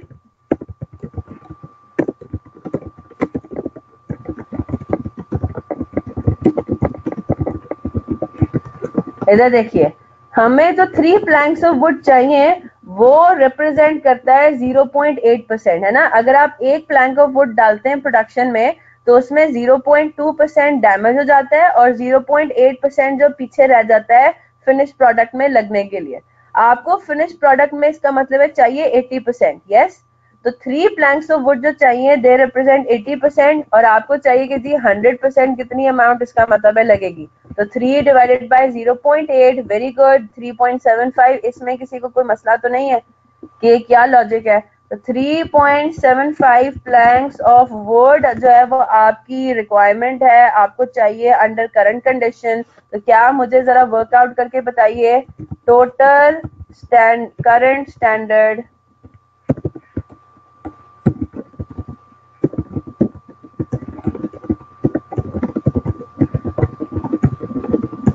हाँ जी, अब हम क्या कहेंगे, हम ये कहेंगे अब हमें 3.75 प्लैंक्स ऑफ वुड चाहिए और 3 रुपी पर यूनिट पर प्लैंक ऑफ वुड हमारी कॉस्ट है। ये तो हमने वही, ये तो हमारी कॉमन है ना, 3 रुपी हमारी कॉस्ट है, तो इसका मतलब ये हुआ कि हमारी टोटल जो है वो कॉस्ट स्टैंडर्ड कितनी हो जाती है, इतनी 11।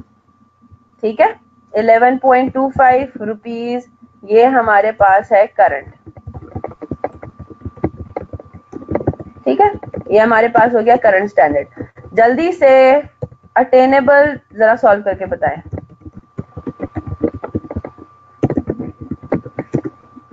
जल्दी से मुझे part C attainable standard solve करके बताइए। अटेनेबल में वो ये कह रहा है कि जी हम ये चाहते हैं कि हमारा वेस्टेज अब रहेगा, ठीक है, रहना है, 10% पर आ जाए वो 10 रुपीज, वेरी गुड, है ना। अब हम कह रहे हैं कि अब हमारा जो अटेनेबल वेस्टेज हम करना चाह रहे हैं ना वो है 10%, है ना। तो अब हमारे पास क्या होगा, planks of wood required for production would no longer be 3.75 बल्कि they will be what, 3 divided by 0.9।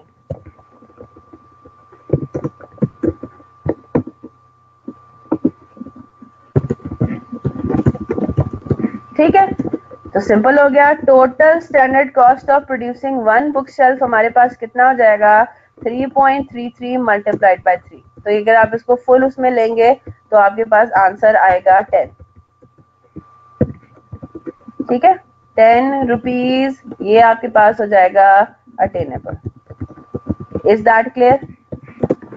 Current, attainable, ideal, clear हो गई बात सबको?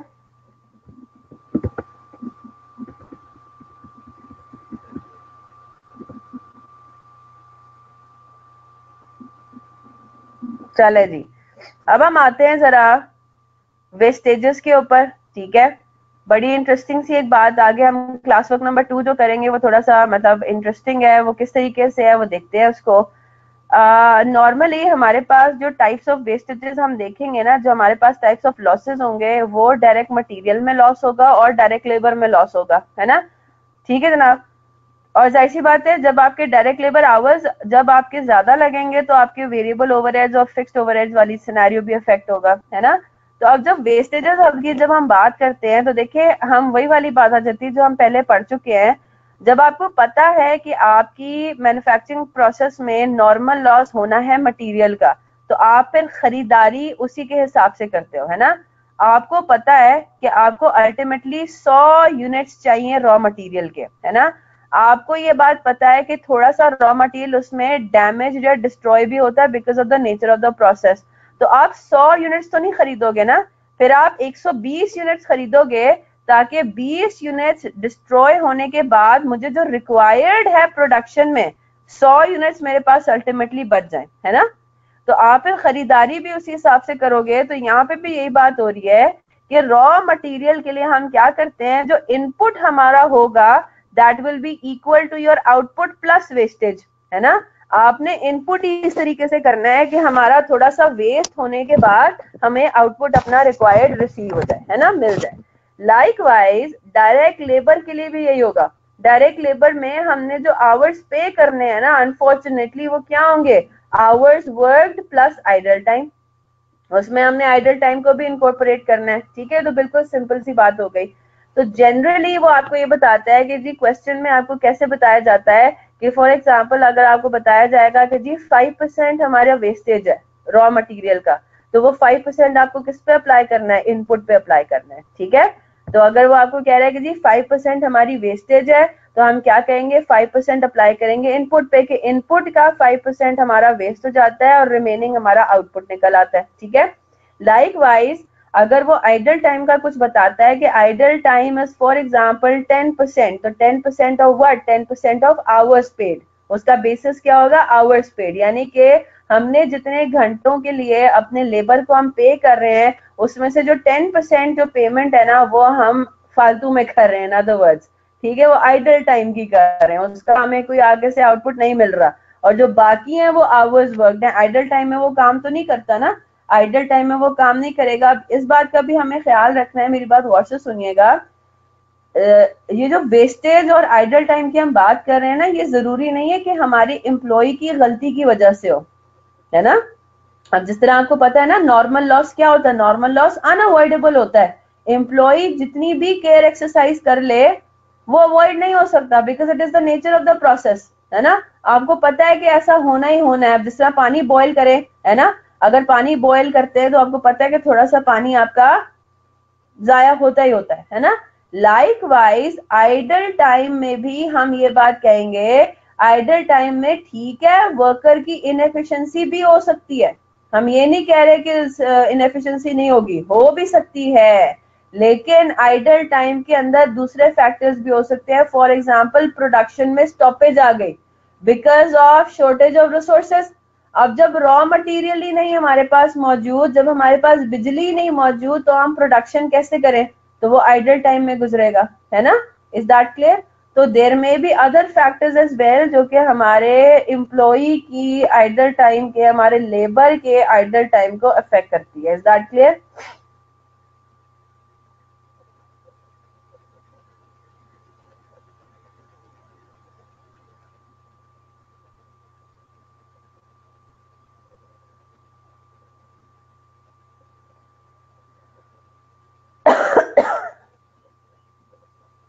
अच्छा जी, अगर तो आइडल टाइम आप कह रहे हैं कि जी मुझे बात मोहसिन का सवाल है, अगर तो आइडल टाइम है अवॉइडेबल, मुझे बात बताइए, अवॉइडेबल मटेरियल वेस्टेज हो या अवॉइडेबल आइडल टाइम हो, क्या वो स्टैंडर्ड कॉस्ट का पार्ट बनना चाहिए? क्या उससे मेरी कॉस्ट पर यूनिट बढ़नी चाहिए?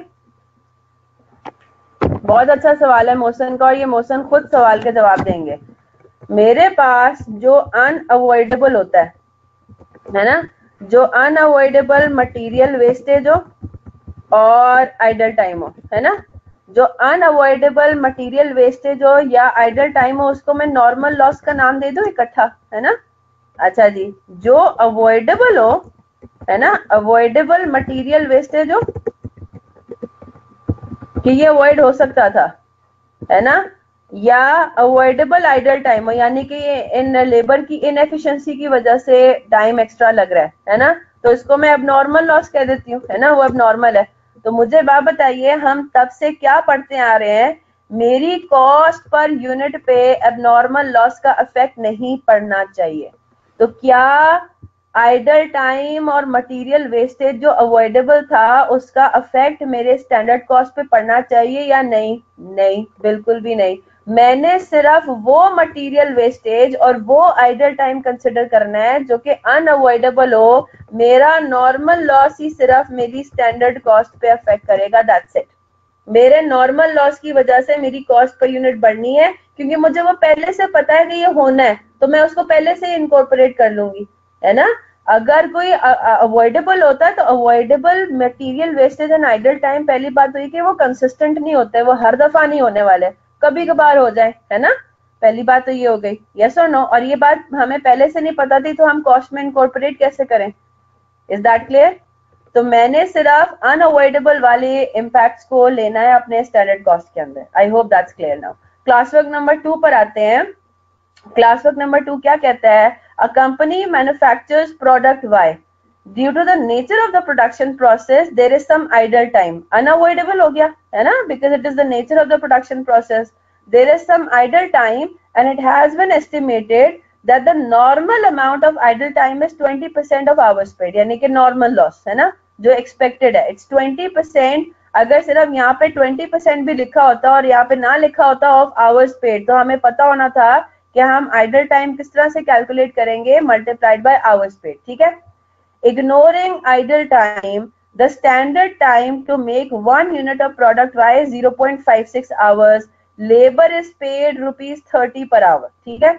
Calculate the standard cost of the expected idle time using each of the following, यहाँ पे होना चाहिए था two methods, दो methods हैं, हम किस तरीके से standard cost calculate कर सकते हैं। Calculate the standard cost of the expected idle time using each of the following two methods. Include idle time as a separate element of the standard cost। हाँ जी। और दूसरा मेथड है include an allowance for expected idle time and standard cost. थोड़ी सी confusing लग रहा है ना, थोड़ा सा क्या ठीक ठाक कंफ्यूजिंग लग रहा है कि ये क्या मतलब हुआ इसका, ये किस तरह की बात कर रहा है। तो बड़ा सिंपल है, इसको जरा हम देख लेते हैं।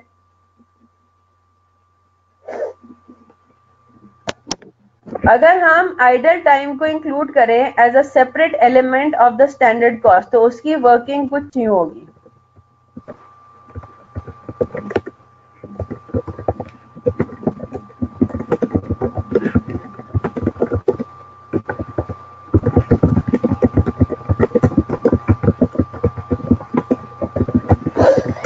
अच्छा जी, इधर जरा देखें, अगर हमें वो कह रहा है कि we have to include idle time as a separate element of standard cost, तो इसका मतलब ये हुआ, पेन्स डाउन, पहले ऊपर देखेंगे फिर उसके बाद कॉपी करेंगे। इसका मतलब ये हुआ कि अगर मैं यहाँ पे निकाल रही हूँ ना, स्टैंडर्ड लेबर कॉस्ट निकालनी है ना, बाकी मटेरियल वगैरह के बारे में तो वो बात ही नहीं कर रहा, वो तो आपसे सिर्फ ये कह रहा है कि आपने स्टैंडर्ड लेबर कॉस्ट कैलकुलेट करनी है, और इस तरह से कैलकुलेट करनी है कि आइडल टाइम हो एज सेपरेट एलिमेंट। तो इसका मतलब ये हुआ कि हमें आइडल टाइम की अमाउंट अलग यहाँ पे शो करनी है ना, और यहाँ पे आवर्स वर्क की अलग शो करनी है। यहाँ तक बात समझ आ रही है सबको? यही हो गया ना। इस तरीके से अगर हम वर्किंग करेंगे तो हमारे पास क्या हो रहा है, आइडल टाइम इंक्लूड हो रहा है as a separate element of standard cost. चलें जी, आवर्स वर्क तो हमें समझ में आ गया, ये वो आवर्स हैं जो कि इफेक्टिवली उन्होंने काम किया है ना। वो क्या कह रहा है, ignoring idle time the standard time to make 1 unit of product by 0.56 hours. ये बात तो हमें समझ में आ गई है। सो नो, हमने क्या किया, हमने कितना हमारा रेट निकलता है, हमने वर्कआउट कर लिया 0.56 आवर्स मल्टीप्लाइड बाय 30, है ना। 30 रुपीज पर आवर रेट है, 30 रुपी पर आवर। तो हमने ये कैलकुलेट कर लिया 0.56 multiplied by 30 correct to decimal places. हमने ये कैलकुलेट कर लिया कि जी 16.8 रुपीज निकलता है आवर्स वर्क का।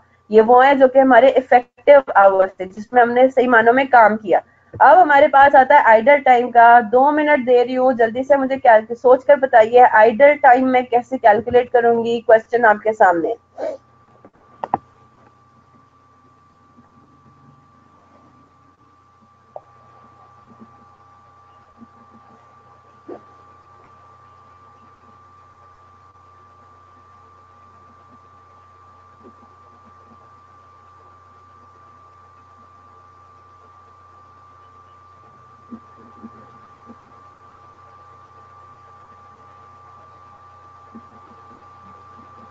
Very good. पहली बात तो ये कि आपने 0.14 निकाला कैसे, और 0.7 कैसे निकाला।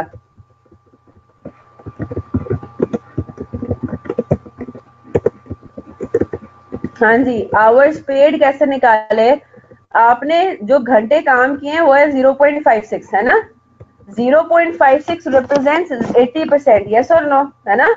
जितना टोटल आपने पैसे दिए हैं अपने एम्प्लॉइज को, वर्कर्स को, उनमें से आपको पता है कि 20% तो फारग बैठने के मिल रहे हैं उनको, है ना, है ना। तो इसका मतलब ये हुआ कि 0.56 आवर्स जो उन्होंने काम किया, it represents 80% of the total time, yes or no. 0.56 जो उन्होंने आवर्स काम किया है, इट रिप्रेजेंट्स 80%, क्योंकि 20% तो उन्होंने आइडली गुजारा टाइम, है ना। तो 0.56 डिवाइडेड बाय 0.8 हमारे पास आंसर आ जाता है 0.7 आवर्स। तो इसका मतलब ये हुआ कि 0.7 आवर्स टोटल थे। इसमें से आवर्स वर्कड हम माइनस कर देंगे। आवर्स वर्कड आपके पास कितने थे, 0.56 माइनस कर दिया 0.56 आवर्स, तो हमारे पास पीछे कितना बचा, हमारे पास बचा 0.14 आवर्स। इसका मतलब है आइडल टाइम है। Is that clear. तो आइडल टाइम के कितने पैसे बनते हैं, 0.14 आवर्स मल्टीप्लाइड बाय 30।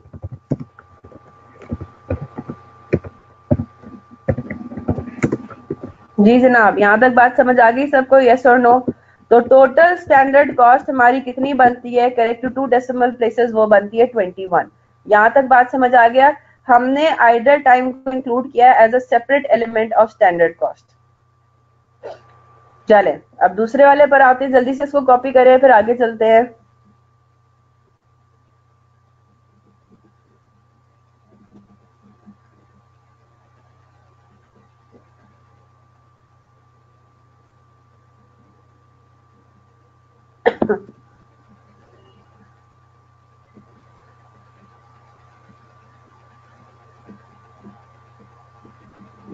डन।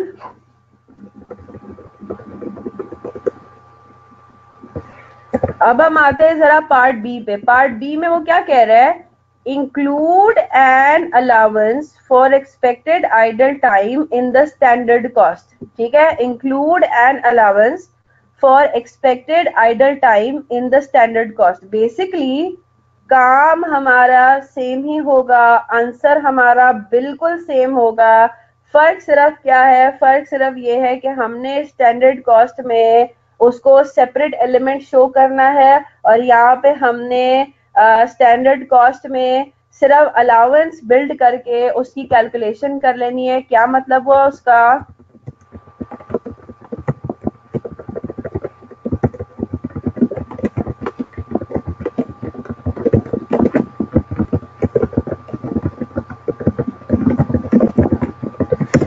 अच्छा जी, include an allowance for idle time and standard cost क्या है। अब आपने ऊपर ये वर्किंग की हुई है ना, अब आपको क्वेश्चन में उसने क्या दिया हुआ है, क्वेश्चन में उसने दिया हुआ है कि the standard time to make 1 unit of product Y is 0.56 hours, है ना।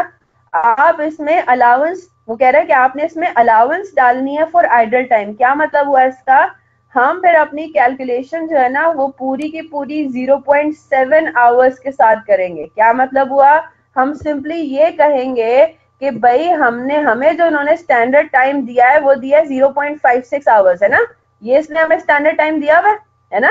स्टैंडर्ड टाइम जो उसने हमें दिया हुआ है वो दिया हुआ है 0.56 आवर्स। इस स्टैंडर्ड टाइम में अगर हम आइडल टाइम की अलाउंस डाल दें, यानी कि हमें पता है कि आइडल टाइम हमने ऊपर कैलकुलेट कर भी लिया है। हमने ये कैलकुलेट कर लिया है कि हमारा आइडल टाइम कितना होता है 0.14 आवर्स 20% के हिसाब से, है ना? तो अगर हम अपने इस स्टैंडर्ड टाइम में आइडल टाइम को भी अलाउ कर दे तो हमारे टोटल नंबर ऑफ आवर्स कितने बनते हैं? 0.7। 0.7 को सिंपली 30 से मल्टीप्लाई करके वही 21 आंसर आता है। ठीक है, तो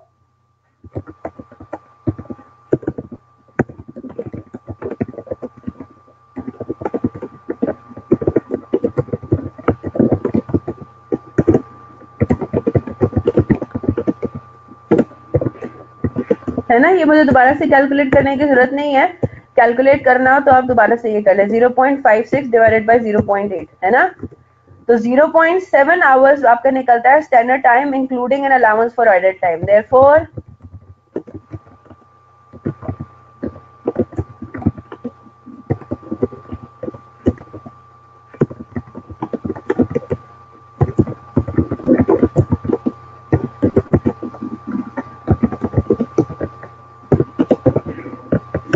आंसर आपका वही आ रहा है, 21 ही आ रहा है।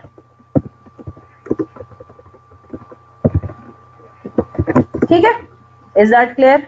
तो स्टैंडर्ड लेबर कॉस्ट अभी भी आपके पास कितनी आ रही है? वही 21 रुपीज आ रही है, लेकिन वर्किंग करने का तरीका कार थोड़ा डिफरेंट हो गया। That's it. ठीक है जनाब, यहाँ तक बात सबको समझ आती है? और यहाँ पर आके हमारा स्टैंडर्ड कॉस्टिंग का चैप्टर भी इख्तिताम पजीर हो गया। स्टैंडर्ड कॉस्टिंग एक चैप्टर था ना आई कैप का, कंप्लीट हो गया। अब कल हम इंशाल्लाह स्टार्ट करेंगे वेरिएंस एनालिसिस। वेरिएंस एनालिसिस आपका स्टैंडर्ड कॉस्टिंग से ही रिलेट करता है। पैक की हैंडबुक में स्टैंडर्ड कॉस्टिंग और वेरिएंस एनालिसिस को इन्होंने एक ही रखा है। ठीक है,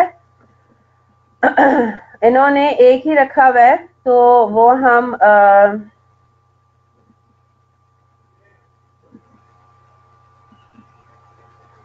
ठीक है, तो हम लोग कल इंशाल्लाह वेरिएंस एनालिसिस जो स्टार्ट करेंगे वो फिर इंशाल्लाह पैक के हैंडबुक से भी देख लेंगे। वो अगले पेज से हमारा वेरिएंस एनालिसिस का स्टार्ट हो जाता है। लेकिन आई कैप में अगर आप सीसीपी देख रहे हैं, ठीक है, और अगर आप आई कैप के स्टडी टेक्स्ट को देख रहे हैं तो उसमें हमारा एक और चैप्टर जो है वो कंप्लीट हो गया।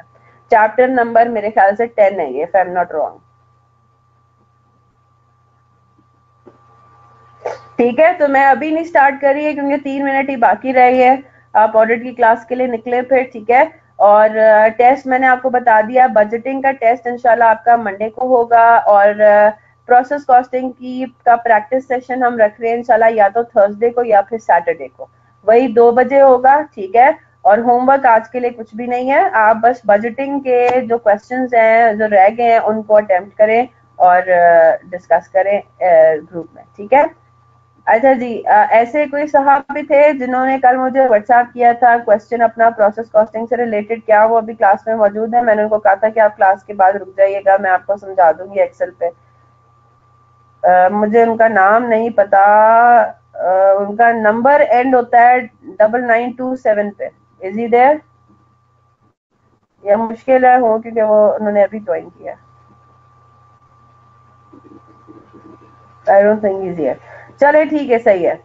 इंशाल्लाह फिर कल मिलते हैं। Till then take care of yourselves. जी, बजटिंग का क्वेश्चन क्या है उसका एक, जी बिल्कुल पूछिए।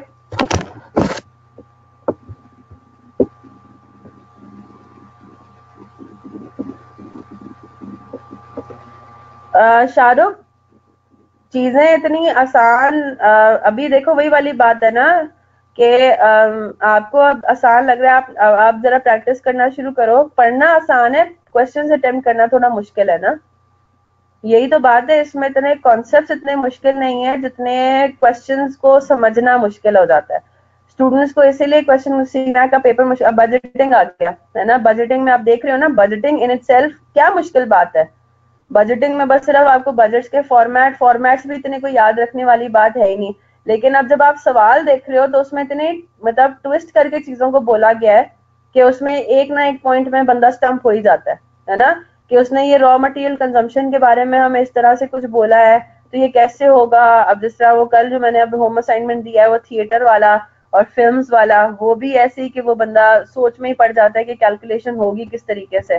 तो यू नो कि भाई किस तरीके क्या हमने करना है, लेकिन मतलब किस तरीके से करना है वो समझ नहीं आती। अच्छा जी, प्रैक्टिस क्वेश्चन नंबर 8 है, just give me a minute, मैं जरा फिर ओपन कर लूं। बजटिंग का सवाल सबसे एंड में करें सबसे पहले करें, ये आप पे डिपेंड करता है कि आपने क्या ऑर्डर रखना है क्वेश्चंस का। इसीलिए आप 15 मिनट जो आपको दिए जाते हैं ना एग्जाम के अंदर, 15 मिनट जो आपको रीडिंग का दिया जाता है, आप उसमें डिटरमिन करते हो कि आपको कौन से सवाल में आसानी लग रही है, कौन सा सवाल इजी लग रहा है, कौन सा सवाल मुश्किल लग रहा है। आप रीड कर ले तो समझ आ जाती है ना कि ये वाली चीज हमें समझ में इतनी क्लिक नहीं कर पा रही, राइट। तो मैं नहीं इसका कोई रूल बनाऊंगी कि भाई बजटिंग का सवाल आप एंड में करें या पहले करें। अगर आपको बजटिंग का क्वेश्चन आसान लग रहा है तो गो फॉर इट, आप पहले कर लो उसको अटेम्प्ट। और अगर अटेम्प्ट करते हुए मुश्किल फील लग रही है, फीलिंग आ रही है, तो जगह छोड़ें और आगे मूव ऑन करें। ये तो आपको पता है कि हर सब्जेक्ट के अंदर इसी तरह से आपको बताया जाता है कि अगर आपको कोई क्वेश्चन है, उसका टाइम क्लोज टू मतलब एंड है, उसका टाइम खत्म होने वाला है, जो उसका टाइम एलोकेटेड होना चाहिए, और आपको लग रहा है कि इस सवाल में मैं कुछ नहीं कर पाऊंगी, आगे मुझे बड़ी मुश्किल होगी, तो आप उस सवाल को छोड़ के आगे निकलें, उसके ऊपर एक्स्ट्रा और टाइम लगाने की जरूरत नहीं है। हाँ जी सना पूछिए जनाब, practice question number 8, Lotus enterprises.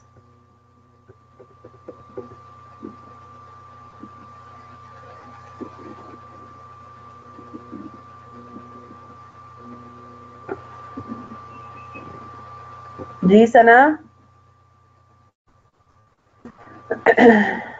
Point number 6 वो क्या कह रहा है, quantity of closing local and imported raw material as a percentage of raw material consumption would remain the same। हाँ जी जी बिल्कुल, ऑडिट के लिए आप जा सकते हैं। ऑडिट स्टार्ट तो नहीं हुई अभी तक? अच्छा, उसने आपको पहली बात तो ये कि रॉ मटेरियल कंजम्पशन बताया हुआ है, और साथ ही उसने आपको रॉ मटेरियल इन्वेंट्री में भी बताया हुआ है कि raw material inventory including imports of ₹98 million. तो हमें पता है कि जी लोकल कितनी इन्वेंट्री बनती है इसकी, 158 में से 60 मिलियन हमारी लोकल है ना। रॉ मटेरियल इन्वेंट्री हमारी लोकली परचेज है 60 मिलियन, और इम्पोर्ट्स है हमारे 98 मिलियन। इसी तरह से इन्होंने हमें रॉ मटेरियल कंजम्पशन भी बता दिया है, 900 मिलियन है, और इसमें तो कितना है इम्पोर्ट वाला, 40% of the raw material consumed is imported which is paid in advance। हाँ जी ये रहा, 40% of the raw material consumed is imported। तो वो ये कह रहा है कि quantity of closing local and imported raw material as a percentage of raw material consumption would remain the same। हमने इग्नोर करना है किसी को, इन्फ्लेशन को, इन्फ्लेशनरी इफेक्ट अगर कोई है तो उसको हम for the time being ignore कर देंगे। जरा मुझे बताइए कि कितना बन रहा है हमारा परसेंटेज, कितना बन रहा है, हम कितना inventory as a percentage of consumption कितना कैलकुलेट हो रहा है हमारा।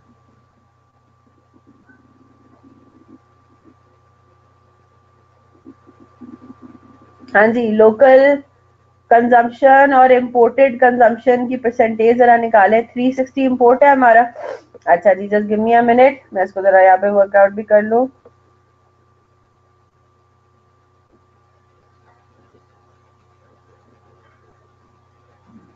एक मिनट जरा पूरा सवाल रीड करने दें, ठीक है। Sale volume is projected to increase by 30%। Following measures है, include introduce cash sales at a discount of 2%। Present average collection period ये हो गया। 40% of the raw material consumed is imported. Elias negotiated the payments will be made.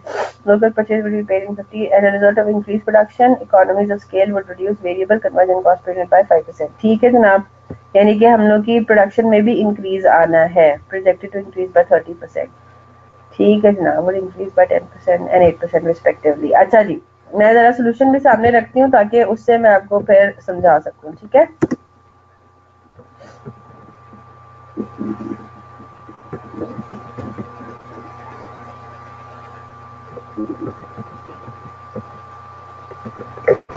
ये रहा जी हमारा practice question number 8। अब हमने क्या बनाना है, कैश बजट बनाना है। उसमें हमें पेमेंट्स चाहिए। पेमेंट्स के लिए हमें क्या चाहिए, हमें ऑब्वियसली बात है कंजम्पशन चाहिए। कंजम्पशन के लिए फिर हमें ऑब्वियसली बात है ये जो उन्होंने सारा काम किया हुआ है उसकी हमें कैलकुलेशन करनी पड़ेगी कि हम कितना इंपोर्ट करें, कितनी हमारी परचेजेस हो, सो ऑन एंड सो फोर्थ, है ना। अब यहाँ पे इसने किस तरह से वर्कआउट किया हुआ है, raw material consumption using FIFO. FIFO यहाँ पे अप्लाई हो रहा है। इसमें जाहिर सी बात है हमारे पास क्योंकि प्राइस में चेंजेस भी आ रहे हैं, है ना, प्राइस में इंक्रीज आ रहा है। Raw material and all other cost would increase by 10% and 8% respectively. तो रॉ मटेरियल में इंक्रीज भी आ रहा है 10% का। ठीक है जनाब। Quantity of closing local and imported raw material as a percentage of raw material consumption would remain the same.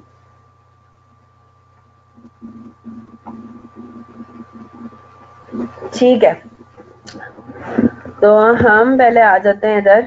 Raw material consumption using FIFO हमारे पास क्या हो रहा है,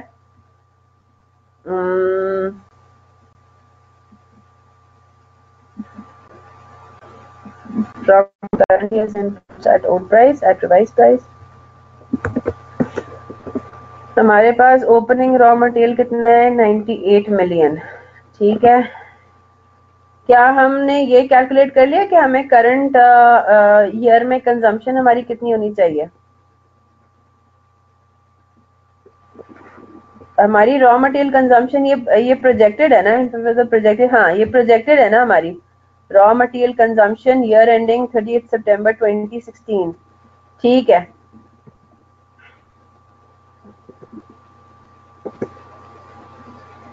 ठीक है, 900 मिलियन हमारी वही है, बजटेड ही है ना हमारी। ठीक है, बजटेड हमारा 900 मिलियन है।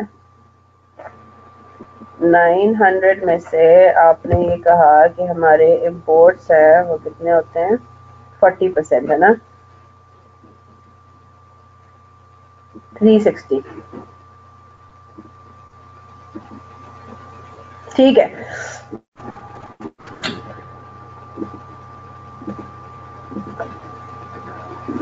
अच्छा इसका जो इफेक्ट है ना अल्टीमेटली, ये जो इसने आपको ये बात बोली हुई है वो ये कह रहा है कि देखें हम लोगों ने अपनी जो रॉ मटेरियल कंज्यूम्ड है और जाहिर सी बात है फिर हमारा जो अल्टीमेटली रॉ मटेरियल का इंपोर्ट और परचेजेस है वो भी हमारा इंक्रीज होना है ना 30% से।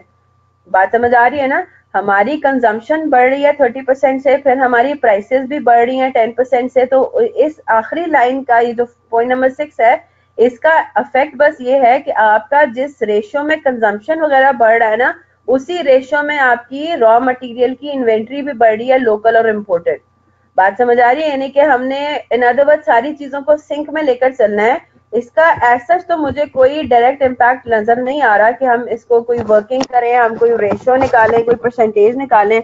हमने सिंपली ये कैलकुलेट करना है, हमने अपना ऑब्जेक्टिव अपने सामने क्लियर रखना है कि हमने कैश बजट के लिए हमें क्या चाहिए, हमें पेमेंट्स चाहिए, है ना, कि हम अल्टीमेटली पेमेंट कितनी करेंगे। ठीक है, तो आप अगर इधर वर्किंग में अगर मैं आपको दिखाऊं तो देखें यहाँ पे क्या हो रहा है, ये भी उन्होंने जो क्लोजिंग रॉ मटेरियल इन्वेंट्री है इसको भी उन्होंने उसी रेशियो से इंक्रीज किया है जिस रेशियो से हमारी कंजम्पशन बढ़ रही है। आपको नजर आ रहा है ये बात, बात समझ आ रही है। हमें ये बात पता है कि जी सेल्स वॉल्यूम हमारा बढ़ना है 30%। जब हमारा सेल्स वॉल्यूम 30% से बढ़ना है तो हमारी इसका मतलब है प्रोडक्शन भी 30% से बढ़ेगी, कंजम्पशन भी हमारी 30% से बढ़ेगी, यस और नो। ठीक है, अब जब हमारी कंजम्पशन भी 30% से बढ़ेगी तो वो हमारी जो रॉ मटेरियल है, क्लोजिंग रॉ मटेरियल है, इंपोर्टेड और लोकल, इन दोनों के ऊपर भी हमारा 98 और 60 मिलियन के ऊपर भी क्या इफेक्ट पड़ेगा कि अब जो हमारी क्लोजिंग रॉ मटेरियल है लोकल और इम्पोर्टेड वो भी 30% से इंक्रीज कर जाएंगी, इम्पोर्टेड भी रॉ मटेरियल भी। Is that clear? तो पहली वर्किंग तो देखिए यहाँ पे क्या हो रहा है, इन्होंने 98 मिलियन को 1.3 किया और यहाँ पे 60 मिलियन को 1.3 किया है। ठीक है, because of this relationship, point number 6 में जो रिलेशनशिप है उसकी वजह से हमें इस चीज को मेंटेन करना जरूरी है। ठीक है, बात समझ आ रही है। और फिर आपको इसने ये जो बताया हुआ है कि जी 10% से हमारी जो है वो प्राइसेस भी इंक्रीज होनी है, तो आपको पता है कि उसका ultimately effect closing raw material पे भी पड़ना है। है ना। आपका जो अल्टीमेटली इसका मतलब है कि फीफो के बेसिस पे जो क्लोजिंग रॉ मटेरियल होगा वो भी रिसेंटली परचेज बैचेस से होगा, और रिसेंटली परचेज बैचेस में 10% इंक्रीज आ रहा है इन्फ्लेशन की वजह से। Is that clear? तो अगला इफेक्ट उन्होंने क्या दिखाया हुआ है, इन्होंने प्राइस इंक्रीज यानी कि 10% का इन्होंने इफेक्ट दिखाया हुआ है। पॉइंट नंबर 6 का सिर्फ रिलेशनशिप आपके वर्किंग से ये है कि आपने जो जिस रेशियो से कंजम्पशन वगैरह के ऊपर जो इफेक्ट आएगा वही इफेक्ट आपका रॉ मटेरियल के ऊपर भी पड़ना है, क्योंकि यहाँ पे उसने ये बता दिया कि जब quantity of closing local and imported raw material as a percentage of raw material consumption would remain the same. Clear होगी बात? तो रॉ मटेरियल की कंजम्पशन जिस रेशियो से इंक्रीज या डिक्रीज करेगी उसी रेशियो से हमारी क्वांटिटी पे भी फर्क पड़ेगा। जब क्वांटिटी पे भी फर्क पड़ेगा तो ऑब्वियसली बात है प्राइस का भी उसके ऊपर इफेक्ट आएगा जब हम उसकी वैल्यू निकालेंगे। ठीक है, बस इसका ये इम्पैक्ट है और इसका कोई इम्पैक्ट बनता भी नहीं है। हमें अगर हम जिस तरह कोई रेशियो वगैरह कैलकुलेट करते हैं उसका आगे जाके क्या इस्तेमाल करना है, ठीक है।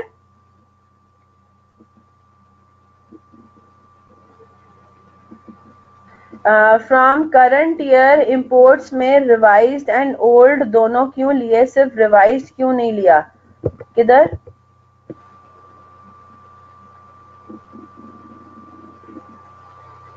ये रहा, from current year's import at old price और एट रिवाइज्ड प्राइसेस।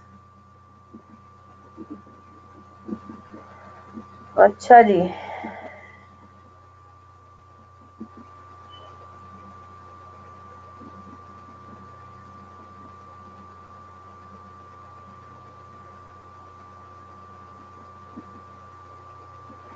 इसको मैं जरा वर्किंग कर लूँ ना, इसकी मैं वर्कआउट कर लूँ फिर उसके बाद मैं आपको बताती हूँ।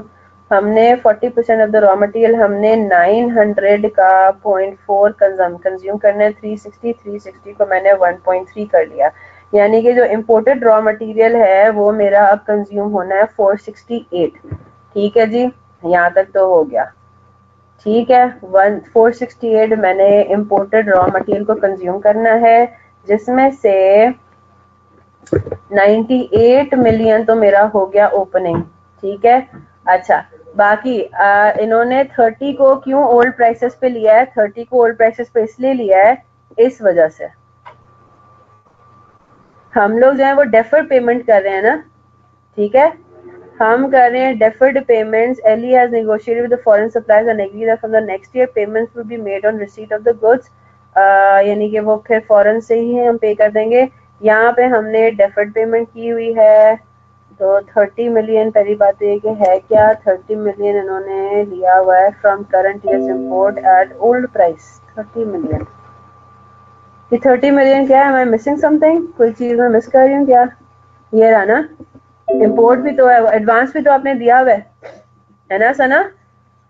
अब यहाँ पे देखो ना, आपने करंट ईयर की इंपोर्ट के लिए 30 मिलियन का एडवांस भी दिया हुआ है। 30 मिलियन का एडवांस रिलेट करता है करंट ईयर की इंपोर्ट पे, है ना।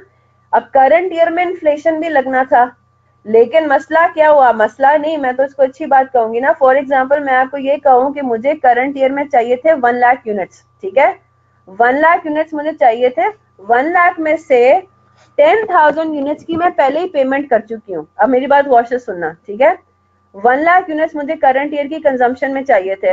1 लाख यूनिट्स में से जो 10,000 यूनिट्स थे उनकी पेमेंट मैं पहले ही कर चुकी हूँ। फिर अगर मैं आपको बताऊं कि भाई करंट ईयर से इन्फ्लेशन भी लग रहा है 10%, तो मुझे बात बताएं वो इन्फ्लेशन क्या मेरे पूरे 1 लाख यूनिट्स पे लगेगा?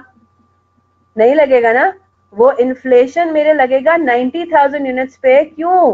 क्योंकि मैंने 10,000 यूनिट्स की पेमेंट पहले ही कर दी है। अब बात समझ गए? तो मैं जो करंट ईयर में कंज्यूम करूंगी और इंपोर्ट करके, उनमें से 30 मिलियन रुपीस तो वही हैं जिनके ऊपर कोई इन्फ्लेशन नहीं लगना, बिकॉज इसकी payment has already been made. Is that clear? तो मैं अगर आपको ये बताऊं कि मैंने टोटल रॉ मटेरियल कंज्यूम कितना करना है, इधर देख लें जरा। टोटल रॉ मटेरियल कंज्यूम मैंने कितना करना है करंट पीरियड में, तो वो मैंने कैलकुलेट कर लिया। 900 इंटू 40%, है ना। 40% मैं इम्पोर्टेड कंज्यूम करती हूँ, ये मैं सिर्फ इम्पोर्ट्स की बात कर रही हूँ, यस और नो, है ना। और मुझे ये पता है कि मेरा प्रोडक्शन वॉल्यूम जो है वो बढ़ना है 30% से, यानी कि मैंने 468 मिलियन रुपीस की मैंने कंजम्पशन करनी है करंट ईयर में इंपोर्टेड मटेरियल की। मैं सिर्फ इंपोर्टेड की बात कर रही हूँ, फिर आप लोकली परचेज का खुद कर लेंगे ना। टोटल रॉ मटेरियल कंज्यूम जो है वो मैंने इतना करना है। अच्छा जी, इसमें से मैंने क्या लेस कर देना है? इसमें से मैंने कर देना है लेस ओपनिंग स्टॉक, है ना। Opening stock of raw material तो मेरे पास ऑलरेडी मौजूद है, वो कितना है 98, यस और नो, है ना। Opening stock of raw material मेरे पास ऑलरेडी मौजूद है, वो है 98 मिलियन था इंपोर्टेड, हाँ 98 मिलियन था। यहाँ तक बात क्लियर है। और मैंने ऑलरेडी एडवांस भी तो पे किया हुआ है ना, मैंने ऑलरेडी 30 मिलियन का एडवांस भी पे किया हुआ है। तो उसका मतलब ये हुआ कि मैंने करंट ईयर में इंपोर्ट्स कितनी करनी है करंट प्राइसेस पे, ओल्ड प्राइसेस पे, वो मैंने करनी है 340 मिलियन। यहाँ तक बात समझ आ गई। अगर मैं इन्फ्लेशन का इफेक्ट मैंने अभी तक नहीं डाला, मैंने कहीं पे भी 10% इन्फ्लेशनरी इफेक्ट नहीं डाला, तो इसका मतलब ये हुआ कि करंट ईयर में मुझे जो इंपोर्ट करनी है इन्फ्लेटेड फिगर पे, वो कितनी होगी 340 का 10%, 1.1, ठीक है, 340 इंटू 1.1। यहाँ तक बात क्लियर होगी। 374 ये मेरे पास आ गया। अब आपका सवाल ये है कि हमने क्वेश्चन में 30 मिलियन को क्यों शामिल किया है? टू कैलकुलेट कंजम्पशन, ठीक है। कंजम्पशन हमारी एक्चुअली कितनी होगी? वो रॉ मटेरियल की कंजम्पशन मांग रहा है ना, रॉ मटेरियल की कंजम्पशन मांग रहा है। मैं आपको पूरा इसको वर्कआउट करके बताती हूँ। 374 तो मेरी हो गई इंपोर्ट, जो मैंने खास इसी महीने इसी साल में पे करनी है ना। इसी साल जो मैंने इंपोर्ट करके जिनकी पेमेंट करनी है वो है 374 मिलियन इन्फ्लेटेड प्राइस पे। फिर मैंने इसमें क्या ऐड कर दिया? मैंने इसमें ऐड कर दिया advance paid for current year imports, यानी कि फॉर, इसको समझ लें नेक्स्ट ईयर ना, बजटेड हो गया ना सारा, ठीक है। नेक्स्ट ईयर इंपोर्ट्स कितनी है? एडवांस पेड है 30। इसका मतलब ये हुआ कि जो टोटल मैंने रॉ मटेरियल बेसिकली क्या कह सकते हैं उसको, कंज्यूम करना है, ये भी कह सकते हैं कि टोटल जो मुझे रॉ मटेरियल इस्तेमाल करना है, raw material required for consumption, वो कितना है? वो 404 है ना। Raw material required for consumption हो गया मेरा 404, और मुझे क्लोजिंग रॉ मटेरियल भी मेंटेन करना है ना। मुझे क्लोजिंग स्टॉक रॉ मटेरियल का भी मेंटेन करना है, तो मैं टोटल इंपोर्ट्स फिर करूंगी कितनी? वो करूंगी 544.14। Is that clear? मेरी बात आपको समझ में आ रही है? ये जो हमने 374 मिलियन की निकाली है ना, ये तो वो निकाली है जो मैंने कंज्यूम करनी है। 374 मिलियन की जो मैंने इंपोर्ट्स निकाली है, ये तो वो है जो कि मैं इंपोर्ट करके कंज्यूम कर जाऊंगी। Is that clear? क्योंकि मैंने बेसलाइन अपना क्या बनाया, मैंने रॉ मटेरियल कंजम्पशन की फिगर को इस्तेमाल करके मैंने ये कैलकुलेट किया है कि मुझे कंज्यूम करने के लिए इंपोर्ट्स कितनी चाहिए। अब आपको ये बात पता है कि आप खरीदते इस तरीके से हो कि जितना आपने सामान इंपोर्ट किया उसमें से कुछ हो गया कंज्यूम और कुछ पड़ा रह जाएगा एज रॉ मटेरियल इन्वेंट्री, है ना। तो आपने टोटल, फिर इसका मतलब है खरीदना ज्यादा है, you need to purchase more than that, क्योंकि उसमें से कुछ चला जाएगा कंजम्पशन में और कुछ चला जाएगा क्लोजिंग इन्वेंट्री में, वो आपको मेंटेन करना है। यही आपको पॉइंट नंबर 6 में बताया गया है। आपको पॉइंट नंबर 6 में यही बताया हुआ है कि आपने क्लोजिंग इन्वेंट्री ऐसे मेंटेन करनी है कि उसका रेशियो आउट ना हो, वही वाला रेशियो हो जो कि पिछले साल था। Is that clear? तो इसका मतलब ये हुआ कि आपने क्योंकि अपनी कंजम्पशन को 30% बढ़ाया है और फिर आपने उसके ऊपर इन्फ्लेशनरी इफेक्ट लगाया है, इसी तरह से आपका closing stock of raw material भी उसी रेशियो में आपका बढ़ रहा है और आपको उतनी ही रिक्वायरमेंट आपकी है for imports. Is that clear?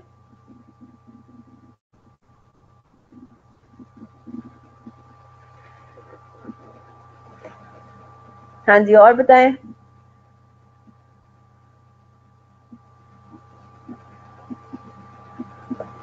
चलें ठीक है, अब जाएं आप अपने ऑडिट की क्लास के लिए। इंशाल्लाह कल मिलते हैं वेरिएंस एनालिसिस के साथ। Till then take care of yourselves. अल्लाह हाफिज।